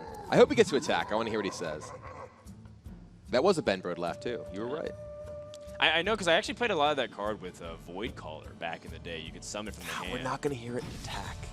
Yeah, it's too big of a minion, too big of a threat. It's a Doom for me, just there, when he died. All right, well, I mean, I believe that you believe he says Doom, Doom, Doom. All right, well, Refreshment Vendor will live to funnel cake another day. Mortal Coil picked up. Actually, a fairly nice draw there from the Swashbuckler for XHope. Potentially, along with spell damage, able to clear things off, and a cheap spell for Auctioneer. Yeah, seems like fr0zen has good opportunity to get defender value right now. Yeah, he's not life tapping, but he's dominating the board, and he doesn't necessarily need to life tap if he's out tempoing his opponent dramatically, which currently it is. That Fan of Knives is also now complicated by the Imp Gang boss being taunted up, so this is a very annoying position for XHope here. Yeah, he's still got a kind of a minion-heavy hand, 4 minions and just the 2 spells. No preparation, no coins. Yeah, and Questing Adventure with some other plays here leads to 4-4 or 5-5, which might even get challenged just by the board because of the way Imp Gang boss generates minions. So, you know, I can see Fan of Knives maybe used for spell damage. You know, Mortal Coil to draw a card here. Seems like he's going to set up Questing Adventure with that as well. Just trying to go from there. Hope that Fan of Knives picks you up a really nice card. Just trying to reduce the amount of 1/1s. And he can use the spell damage Mortal Coil to kill. Ooh. But you have Auctioneer in your hand. Yeah. I think the spell damage Mortal Coil to kill the Imp Gang boss has to be pretty attractive here. And then he can use his dagger to kill the 2/1. Yeah. It does leave his board vulnerable to a Hellfire, potentially. There's 2 1/1s remaining? Yep. They can both attack into the 5/5. Hellfire clears everything off. Or even just Abyssal Enforcer, obviously much scarier. Yeah, I think Abyssal Enforcer's is probably the thing you're fearing because it allows him to life tap and play a 6/6. fr0zen also has Power of Overwhelming available to him, too. Kazamicus. Kazakis, a really powerful card, too. And fr0zen he actually just life tapped down to 28. So he's definitely feeling pretty comfortable in terms of his life total. Power Overwhelming breaks up the burst combo, feeling like, all right, I don't need to combo you out. I can just win this with the raw power of my cards and my efficiency. He has 2 forms of area effect, so he can guarantee get past stealth now. 1 Questing Adventure is gone. Van Cleef is gone. So he doesn't have to actually worry too much about Conceal. Does have 1 more questing. And there it is. I would love to see XHope toss it in. You can make it up to a 5/5 guarantee. Yeah, but look at fr0zen's hand. Hellfire and Demon Wrath waiting on the left of that hand. And right now it looks like Emperor may even live, but probably won't get an opportunity to attack, as I expect, or rather to discount a hand again, as I expect that fr0zen will decide he needs to get rid of this board. He really needed that to be Sap or Eviscerate, and he doesn't get it. He already had used 1 Eviscerate too. Oh, just a card late. Maybe another opportunity, a coin? No, double Sap! Wait, he still has 1 more draw off the Cold Blood if he wants to commit to it, but he knows Twisting Nether's a possibility. The Cold Blood would actually be very powerful here, because it would get Questing Adventure, given the specific contents of fr0zen's hand, it gets it out of range of Hellfire with Demon Wrath. that's not something that XHope can necessarily reasonably expect. He goes for it anyway. And now, this is suddenly pretty scary. fr0zen can't clear off this board anymore. Yeah, well, I mean, if he had Shadow Flame and extra AoE, that is a possibility. Twisting Nether was another one. Kazakus. He could Kazakus and get a 4-mana spell to AoE for 4, or rather a 4 damage spell, and pair that with Demon Wrath still, because the Kazakus and the Demon Wrath are discounted. Or even freeze. You know, say if you get 4 damage AoE freeze, that's also powerful. In the worst case scenario, you can Kazakus and try to just stall into the board, and then if you don't get the answers, you just Demon Wrath and clear the Auctioneer. Oh, interesting. One mana potion, because he wants to do both. So he's got... Oh, he doesn't have the AoE. He was looking for 2 damage AoE or freeze, and looks like he has another option instead. Maybe he's like add a demon? Gain 4 armor, give your minions +2 health. So this will keep Emperor alive from the Demon Wrath. It does leave that Questing Adventurer alive, however. He even plays Doomsayer to kind of force his opponent's hand, like to have a sap or to either attack into it. Wow, this is not exactly the scenario that I imagined this game would go down. All right, well, what can we do here? We got Eviscerate. So 10 from the questing on board. He can play, say, 4 spells. He could play Tomb Pillager, Sap, Eviscerate, or even Barnes. He's even another. He's already gone through both Auctioneers and both Azure Drakes, I believe. Well, Azure Drake #1 is in this. Oh, right, yeah. Number 2 is. That's what I mean. There's no more Azure Drakes remaining in the deck. He has 6 cards left in his deck. I believe there is. There's counterfeit coin. Yeah, there's counterfeit coins. There's cold bloods. There's just a lot of spells. He doesn't have much substance anymore. And I mean, I do think that you want to try to address this board, and you probably also kind of want a dagger so you can remove the Emperor. So that limits you to 4 mana, 4 mana less this turn. If you want to protect your Questing Adventure even further, you eviscerate the Kazakus, which means you're only left with 4 more mana. So that means you either Barnes or Tomb Pillager. So you're just kind of working backwards based off priority. Most likely, Tomb Pillager is going to be the case. And he's going to hold on to the sap here.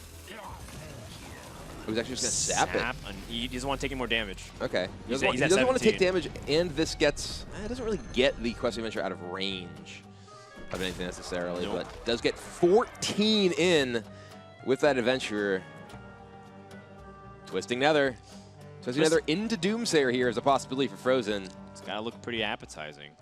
Because you know your opponent doesn't have many threats left. Both Questings are gone. Van Cleef's gone. 2... Both Auctioneers are gone. Pillager's now gone too. Your opponent has Azure Drake, Barnes, and a couple threatening spells, and you can use Blast Crystal Potion on one of them. No Conceals remaining, so Blast Crystal Potion is always a viable removal spell.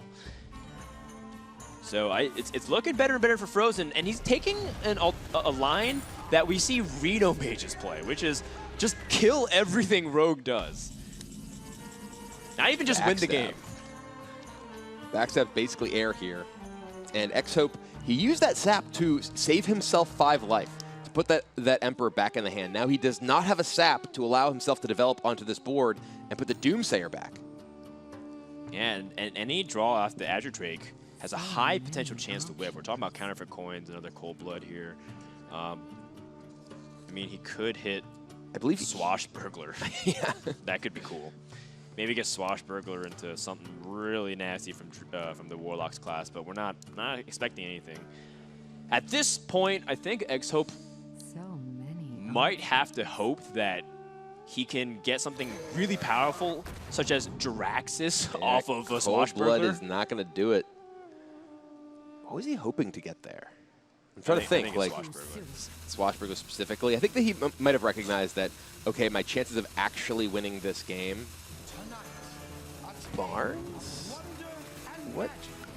Oh, there's Leroy. Okay, Cold Blood Backstab. That allows him to actually clear off the Doomsayer. Yeah, that is a very unique combo. I was not expecting that. I mean, I think there may have only been 2 minions left in his deck at that stage. I believe there's only a Swashbuckler and a Leroy. Wait, so Faceless Leroy is only 12 here, so he actually cannot win the game with that right now. There could be... oh yeah, right. I was like, yeah, you faceless his opponent's Leroy. I was like, no, you actually just faceless your own Leroy. So there is a second-rate Bruiser as well as potentially a faceless Blast Crystal. He could Bruiser first for 1 mana, the double Emperor discount as well as the discount for its ability. He could faceless the Leroy to kill the Azure Drake or the Leroy, and then Blast Crystal another minion, leaving just Barnes in play. Yeah, seems the most reasonable, because you know that Leroy is one of the threats remaining in your opponent's deck. There's only 4 cards left. There's 4 cards. We saw Cold Blood in the backs as being one of them. We know that there's air in a counterfeit coin. He needs, he just needs to stay alive a little bit longer. Okay, he's going to just go ahead and leave his Leroy Faceless combo in his hand. That means if his Emperor connects, he has lethal damage. There's no individual card that will give XHope lethal here. Counterfeit Corn is absolute air. And there is no way for XHope to survive here. He can't get through the taunt. He can't kill Emperor. Can't do both at least. fr0zen played a 2-turn lethal based off the percentage of odds and keeping track of 26 out of 30 cards this deep into the series. Well played. And now XHope, he's back to the elimination point. You know, he's been in this position before, but now he has to win 2 games against fr0zen. I mean, and this was XHope finding a desperation Leroy to clear a Doomsayer off of a Barnes. And desperation, that was a 1-1, and he had to cold-blooded with backstab. And yet now, despite that, fr0zen is taking a commanding position. XHope draws that coin, and there's nothing he can do. I will say that was a pretty sick play previously from Hope, too. To be able to set up an opportunity for lethal. I didn't really even... I was making up stupid scenarios that were like 1 in a million, you know? Because he also had a chance to just straight up get air off of whatever he was drawing. And fr0zen's going to close out the game, take a 3-2 lead, and be on match point to advance to the quarterfinals. Yeah, and now it is just the rogue deck of his own from fr0zen, I believe, that needs to fight its way through against XHope's rogue and warlock decks. 1 game away from going top 8 and representing America, as many have pegged fr0zen as their champion, one of the most popular picks. He's my specifically for the packs. So you have a lot riding on the line. Come on, here, fr0zen, packs, packs, packs. I loved Pavel's interview where he said, I picked myself for packs, so I really need myself to win to get another pack. Yeah, it was the first thing he said of why he's glad he's won. He's like, I won because oh man, I picked myself for packs. It's like, you won the World Championship. I think you can afford it. Can't you get your own packs? Come on, man. Yeah, sure. Absolutely. Taking a look at the remaining classes here. We're going to have Miracle Rogue, and I'm being told another Miracle Rogue, so it's going to be Miracle Rogue Mirror. And this matchup is certainly volatile. It can go either way, depending on the opening hands. And remember, if XHope loses, he's eliminated. He'd be the 2nd player from China to be eliminated. And China's had a middling record. In fact, if you look at the Americas players and the China players, they're both tied in series 4-4. So the winner will get the edge. Yeah, absolutely. And this matchup here, Rogue versus Rogue is what it will come down to here. fr0zen is playing a Rogue deck that I think I like more in the mirror match. He does not have those swashbucklers. His deck is much better set up to be just overall explosive in the matchup. Actually, looking at these 3, he has an SI agent, which is okay. Both of them actually have double counterfeit coin. And looking at XHope's list, at first I thought it just had 1 coin. Swashbuckler can, depending on what you get, obviously be very powerful. Get a Van Cleave. And that's the start. Cold Blood. Just more damage. That can give you some additional reach. I do feel like, you know, there's pros and cons of both. You know, having patches in Swashbuckler means that if your opponent doesn't have early game efficient removal, you can just add a lot of damage. But he doesn't have patches. He just has Swashbuckler. Right. I'm talking about just in general the patches. Sure, yeah. Right? And the matchup, because Rogue, if they start accepting a lot of damage, they start the game at 25, 24 health maybe because you're picking away at them. And that's a huge advantage in a game that often requires you to race your opponent. It's true. I mean, XHope might even be tempted to just get damage in right now. Yeah, if you look at that stat we just pulled up on the screen, XHope is 0-3 playing his Rogue deck. His Rogue has lost every single game so far in this match against fr0zen. I wonder if that's the sort of thing that kind of is creeping in the back of his mind right now. Look, he's actually put down his hat. Yes. He spent his first match of the tournament with his hat constantly in his face, whispering to his hat. He put it away in the second round. We saw that piece. He said, I'm going to do this by myself. He won that match. The first half of this match, he has been whispering to his hat, and now it is on the table. Has his hat betrayed him? Let's get to sit on the sidelines. The hat has been benched. And XHope's going to fly this solo. Early Van Cleef comes out. Hope no sap. No sap there. No sap either. He's got ability for up to 4 mana, and that is accepting 6 damage. And you know what? That attack from XHope was counting damage, but one thing that he may have weighed and ultimately thought it was okay was that he gave fr0zen a ton of information. These days, rogues don't attack on 2, primarily because they always keep the threat of what they can do with tempo in their hand. But when you attack so willingly, you kind of show that, yeah, I don't have Counterfeit Coin into Tomb Pillager. Yeah, I don't have a big preparation play with Questing Adventurer Van Cleef. fr0zen has capitalized and is going to be able to get into 6 damage on a crucial turn where fr0zen actually wasn't going to do anything himself. There's the sap, though. XHope, find it now. He doesn't have anything to follow it up with, though, and that'll send a Van Cleef back to the hand, get some damage with the dagger. But still, fr0zen can just replay Van Cleef next turn if he so chooses. It won't be necessarily as scary, not really a great usage of the rest of his resources. He could also just counterfeit point out Azure Drake as well.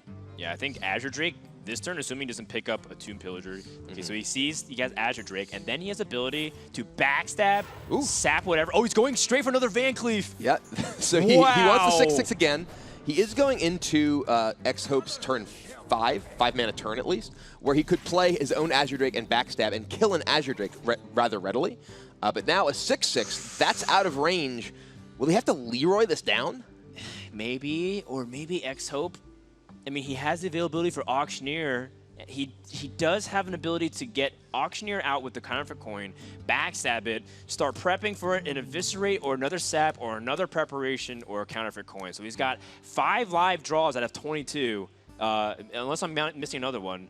He might have 5 or 6, and that's just a cut under 30% of the amount of odds that you have to hit exactly what you need. So it might be a Leroy removal turn just because you just don't want to take too much more damage. You're at 20. Yeah, XHope's already taken a lot of hits here, and this is a matchup that very well can come down to that. We saw fr0zen just send that Eviscerate to the face. He wants to cut down on XHope's turns he has available here. And he has 2 saps of his own.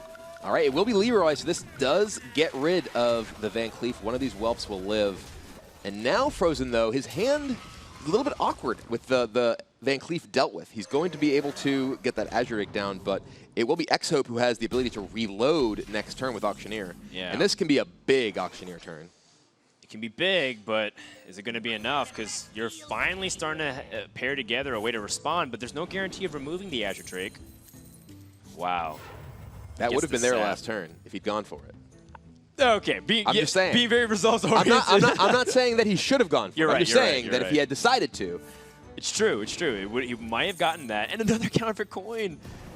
This gives XHope a lot of draw potential, but can he... Is this something you want to actually backstab? Or sorry, sap, excuse me. Because you know that your opponent has an ability to answer and just even refill his hand. It looks like he's going to keep the draw going. Perhaps trying to find a conceal. Finds another Auctioneer.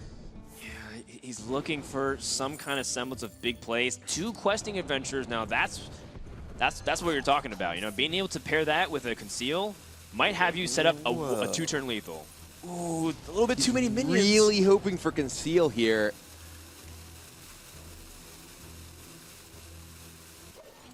Holds on to the last Coldblood here. Whoa. All right, Leroy for fr0zen could clear this Auctioneer. Can also just sap it. I think Barnes plus sap is likely what we're going to see here. He's fishing for potentially an Auctioneer of his own. Azure Drake isn't... Azure Drake means backstab his life if he wants to punch it, but he probably doesn't want to take 8. Yeah. He has 2 saps in the hand as well. And I think at this point, fr0zen's not going to save saps for any kind of miracle turn. He's just looking for a way to kill. XHope picks up Eviscerate. So... Oh, man, no more coins, though, in his hand. It would have been so beautiful. It would have lined up perfectly with Questing Adventures and Eviscerate. Now, XHope's kind of the happy medium. He's holding his hat just in his hands. He's not talking to it. Yeah. They're just kind of hugging it out. Let's not fight, baby. Let's not fight. Yeah, I mean, he has a chance now. XHope can set up a Van Cleef or Questing. Both are threatening their own right. You can set up a 6/6 Van Cleef by Blood Mage, Eviscerate, Edwin. You can also Questing Adventure if you feel like your opponent still has more removal in their hand. He also just did use a sap, so Van Cleef has a higher chance of sticking on the board as a 6/6. So he's going to use Questing Adventure to lead off here.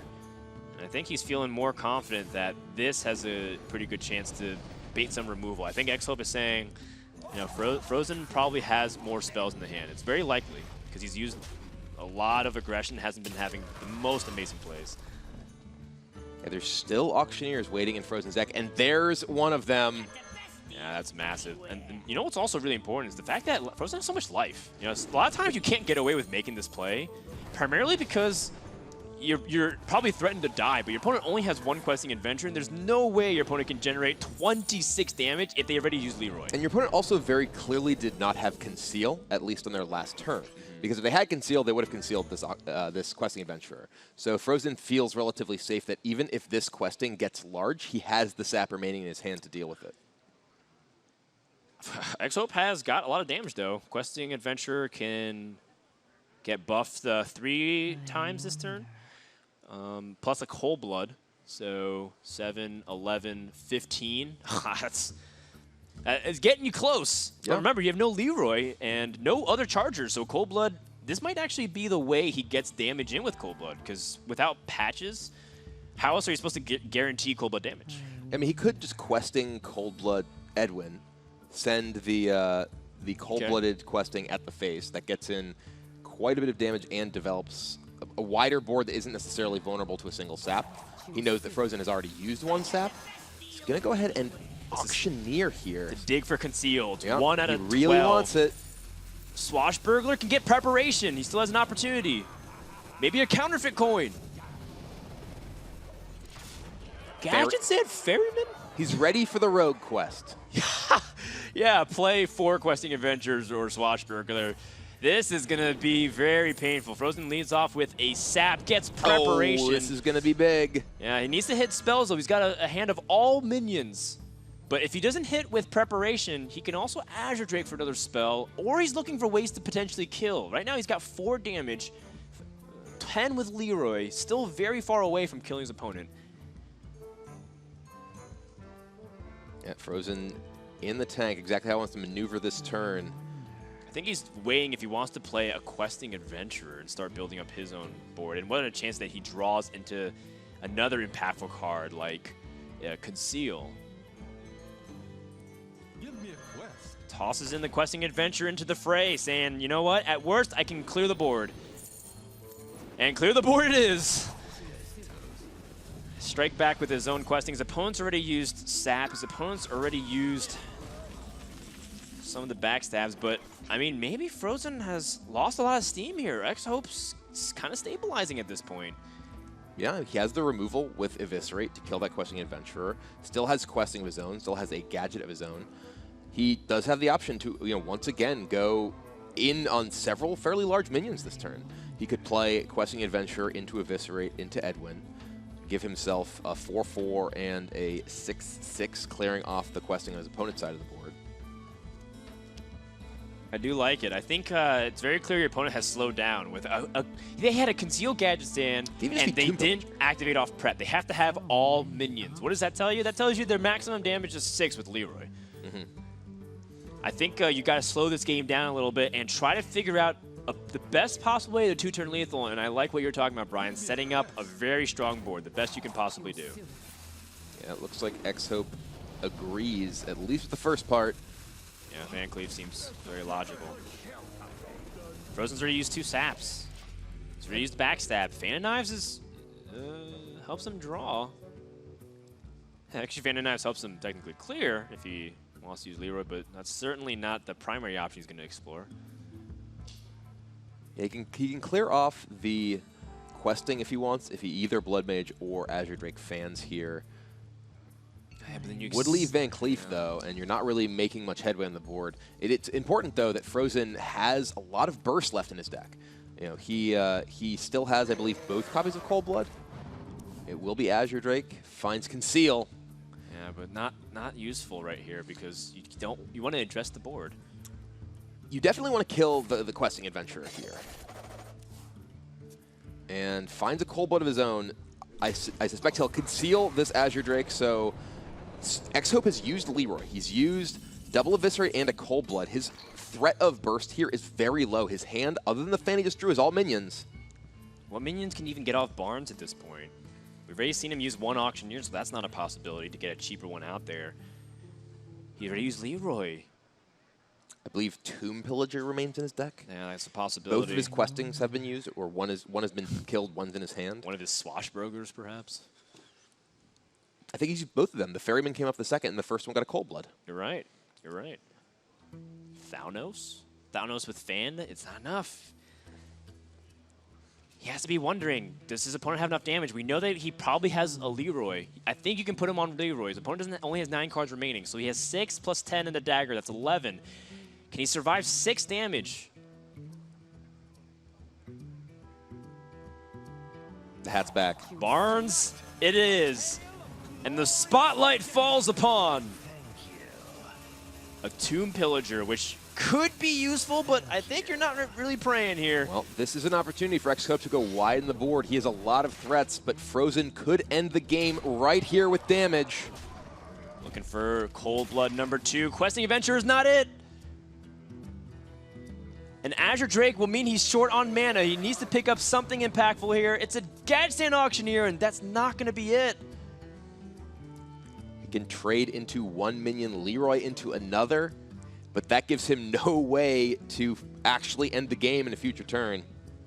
I think fr0zen just hit too many minions in a row. All of the impact spells that he really wanted to leverage for tempo didn't actually work out. XHope's been at 17 health for multiple turns now.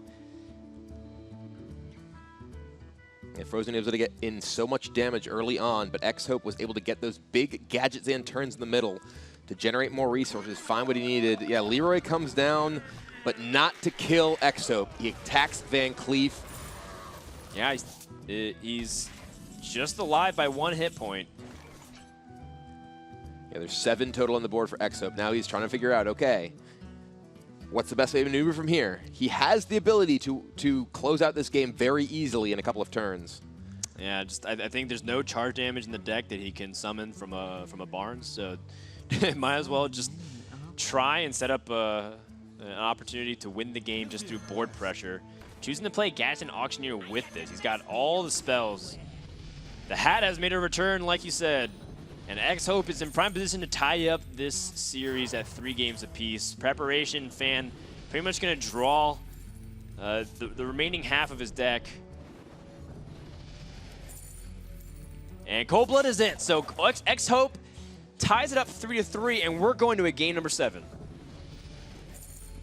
Yeah, this is absolutely going down to the wire. Will be fr0zen with his Miracle Rogue against XHope's remaining Reno Lock deck for a spot in the quarterfinals. Rogue taking the L's, Brian. We've had a lot of games back and forth, but outside of the very first game that fr0zen dropped with Dragon Priest, Rogue has lost every game since then outside the mirror. Not looking good. Well, the winner of this does end up advancing to play Nyria. And of course, we know that Palmblatt versus Lovely Chook is coming up on stream afterwards. They're actually waiting in the player lounge right now, and we can get a little shot of them, anxiously waiting to see what their verdict is if they're going to the quarterfinals.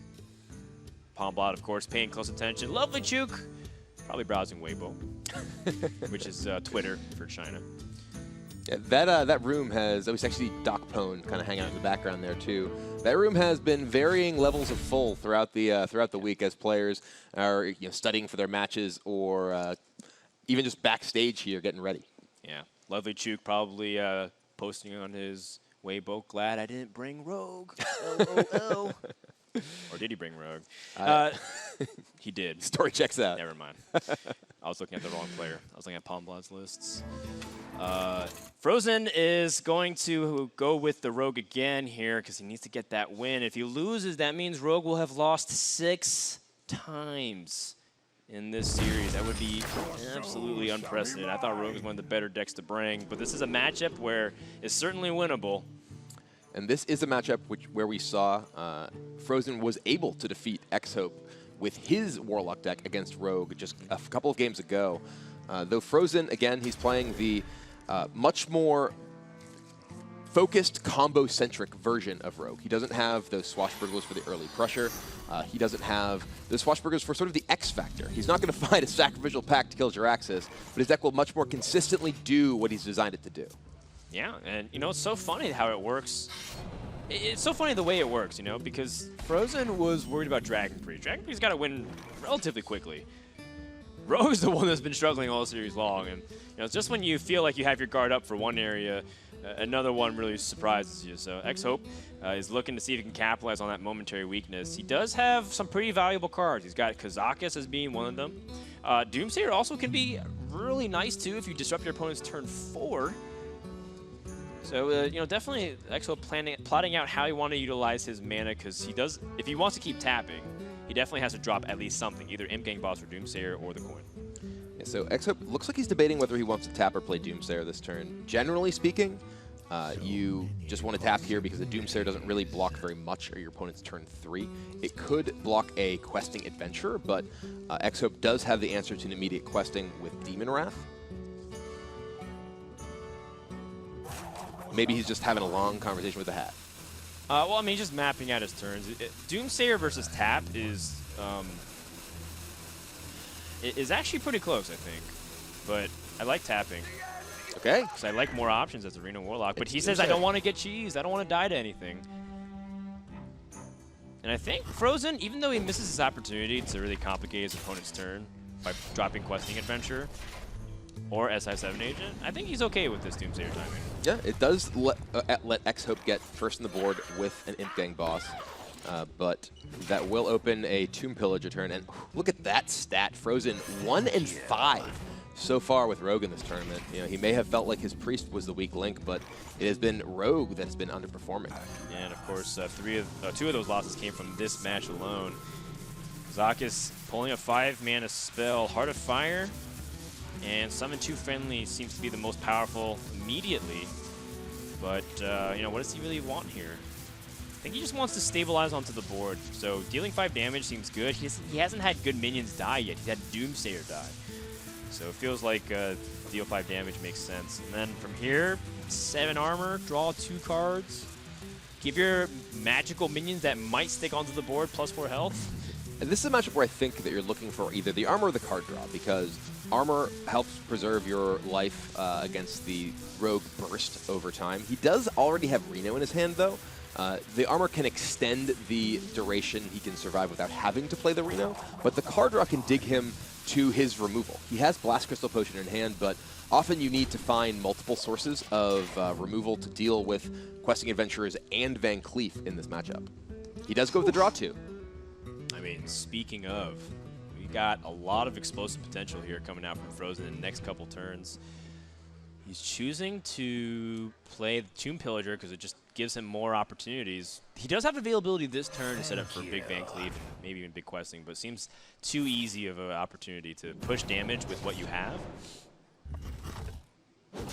Or is he taking a value trade? Interesting. Okay, I've seen a lot of rogues just hit face a lot because they feel like that's their opportunity to get aggressive, but maybe fr0zen just wants to limit his opponent's options either with Power Overwhelming or perhaps Shadow Flame. Power Overwhelming still ends up being threatening here with just the single imp. That's true. Oh, he wants. I think he wants to make it easy to remove, so that way he can set up for a big questing and the Van Cleef, because he doesn't have backup anymore. So it makes sense. 4 health is kind of annoying to deal with. He also knows his opponent has that availability to 6 mana, so this is complicating Emperor turns a lot. Yeah. Coin Emperor is usually strong to play. Interestingly, Coin Sylvanas is not terrible option for XHope here with the 2 5-attack minions on the board. It is extremely vulnerable to sap, which is a reason that XHope would not necessarily go for that play. But it looks like that is what he's going to do, and fr0zen does not have a sap in his hand. Doesn't have a sap, and I think the really annoying thing is you got to kind of kill Sylvanas and not give her any value. There is a very creative play of killing your own Tomb Pillager with SI7 agents. Yeah, he could attack a Tomb Pillager into the Imp, attack Tomb Pillager into Sylvanas, and then potentially questing into SI or something similar. Yeah. Or even just kill it with Fan of Knives. He'll just have 1 health if he does attack the Imp. So if you fan, your opponent has an Emperor, and you want to present a threat so that your opponent can't just straight up drop their Emperor Thorsan. So if you fan an SI, you really don't have much mana left. I guess you could use your 2 coins to put out a big Van Cleave. But then your opponent Siphon Souls, they have an SI7 agent on the board. One of the awkward things, too, if you're giving away this Tomb Pillager to your opponent, they get a coin when it dies. That is true, and too. that can accelerate the Warlock to more powerful turns. But it doesn't look like there's a way around it. I kind of like the put 2 coins in my hand play, though. Yeah, your opponent has SI7 agent, but you can eviscerate it next turn. Oh my goodness! fr0zen finds the sap off the top. And that is a huge swing. We were debating, okay, what is the best case for scenario here for fr0zen? And the best case scenario is you just draw sap. Just do that. And we were saying, okay, XHope, playing the Sylvanas is a big risk. If your opponent has sap, well, found its way to fr0zen's hand. Imagine if he made the line that we were saying where, maybe his opponent has dominance of the board, Sylvanas got value, has an SI agent, or even worse, just like nothing even developed. fr0zen just doesn't do much. Emperor Thorsan would have dropped. Reno Jackson, Leroy Jenkins, all these really powerful cards in the matchup. Might end up being super cheap and you could all kind of play it in 1 turn. Would have been completely different there, and fr0zen is now in a position where XHope is super uncomfortable here. Yeah, I mean, he might die. This is a really bad spot for XHope, and exactly the reason that Sylvanas last turn was such a big risk, because if it did get sapped, it left fr0zen with a huge board and XHope with nothing. Does he have to Reno in this position? You're at 19 health, but your opponent has Leroy and a little bit of damage, you're dead. Yeah, I mean, fr0zen doesn't even need to have Leroy, he just needs to have, coin, Cold Blood Eviscerate. He needs to have 2 things that do damage. And it will be a removal spell, the Kazakus Potion, digging a little bit, and I expect we'll see that Mistress to come down as well. Yeah, Mistress buying some valuable time. But this is the turn before Twisting Nether. So fr0zen's going to try to set up the big threats here. He's got Van Cleave and Questing Adventure ready to go. And a lot of coins. Now, here's a question. Would you trade in Tomb Pillager to play around Mind Control I think Tech? you can just coin, SI, and Van Cleave and just push for damage. Yeah, you don't play around Mind Control Tech at all. Mind Control Tech, Shadow Flame? If you walk into that, you could just get wrecked. There actually is not even a Mind Control Tech in XHope's deck. Oh, you're right. You're right. He made some cuts there. So now, is there a way out for XHope? fr0zen recognizing this is his last window to push. XHope only has 7 mana this turn. Twisting Nether waiting in the wings. Does XHope have to just Reno? Well, he can Blast Crystal and Demon Wrath. That would kill the Van Cleave and kill the Tomb Pillager, leaving only 9 power with 3 cards in the hand. Only 9, and 1 is a Questing Adventurer. I mean, he's dead if he does that. But in his mind, he might be able to survive. Reno's gained 13 too, and the thing is, that's actually weaker than killing Edwin Van Cleave and the Tomb Pillager. If he taps, he has 5 mana remaining, and I don't think that's enough. He dies if he Renos this turn. I think he's dead no matter what he does. Blast Crystal Potion and Demon Wrath seem the most appealing. But with 3 cards, Questing is just as threatening as Van Cleave. fr0zen found the one window to close this Game 7. Now, XHope's going to drop Demon Wrath. He's going to Blast Crystal Potion, the biggest threat, but with Cold Blood and Eviscerate, fr0zen is going to close out Game 7 and advance to the quarterfinals. Yeah. Questing Adventurer will go on a quest big enough to move him further in the tournament, and XHope's dreams are dead here as he is eliminated. I get it back. That's right, and we have another player from USA advancing to the top 8. Mama, Papa, you can turn your eyes. You can look at your son. fr0zen advances. Look at the sigh of relief from fr0zen there. We saw him playing in his first match, and listen to the crowd cheering for him. He has so many fans all across the world who are rooting for them. He said he was afraid he had let them down after his performance in his first match, but he's on to the quarterfinals. That's redemption for that performance. Yeah, and a heartbreaking moment for Chinese fans around the world as XHope drops here. But I gotta say, XHope also received a lot of praise, especially since he's on a new team one more.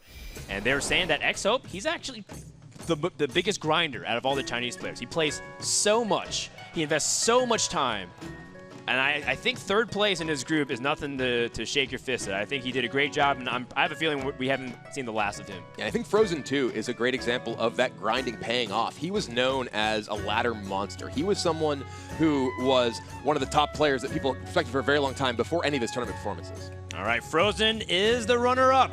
He's waiting with Rachel for a few words on his victory. Thank you so much, guys. Congratulations, fr0zen. We saw you win yesterday, and then we saw you tweet that you have never been so disgusted with a win. Does this win feel a little bit better? Yeah, the best part is that I felt like I played really well throughout the series. I was hand tracking really well. I was really thinking about all my plays through. I really slowed down my pace, and I'm really happy that I improved a lot over the last day. Yeah, how did you recover? How did you get that stamina back? I spent the entire day yesterday practicing against the XHope's lineup, and I went like the series went 4-3 like 5 or 6 times in a row. So I knew it was going to be a long set. I knew like both our arena locks and both our rogues are going to be hard decks to get out of the way, and it just happened that the match just panned out this way. Well, I hear your parents followed you here to the Bahamas to celebrate you in the tournament, but are they here in the audience right now? I don't think they're here, but I think they're in the player waiting room waiting for me. I hear they're a little nervous. It's hard to watch you in person. Yeah, definitely a lot harder. It helps that they don't know that much about the game, so they can't really tell. They only know that whenever the only thing I taught them is when I put my opponents at low health, there's always a chance that they Reno back to full.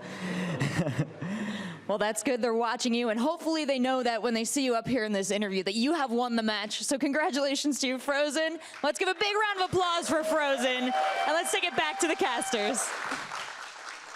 Thank you very much, Rachel. A great series to start off today. Brian, I don't know how we get so lucky. Every time we start off, I feel like we go to Game 7, and it was a close one coming up on this crucial turn where XHope could have just used the Kazakus potion, but he coined Sylvanas. Yeah, we were talking about how this was just a huge risk for XHope, that the Sylvanas had the opportunity to be an absolutely game-winning swing, but it was extremely risky if fr0zen was able to have a sap in his hand. And fr0zen did not have a sap, but very late in his turn, he decides he's going to play that Fan of Knives, and there it is, the absolute punish for the Sylvanas play from XHope. Sap off the top, and suddenly XHope was massively behind. And fr0zen able to utilize that gamble off the drop, but at the same time, he had a backup option. I think that's really important. I think one of these things that people look at is like, wow, they just took a risk, and if it didn't work out, it felt like they just put it in Chance's hand, but they definitely had backup options. You can see that XHope still had removal options. He could use Blast Crystal Potion in case his opponent used double coins for a big Van Cleef or a big questing adventure. So he knew what he was doing. A lot of these players are calculated risk, but that's what you got to do in order to win a tournament against players of this caliber.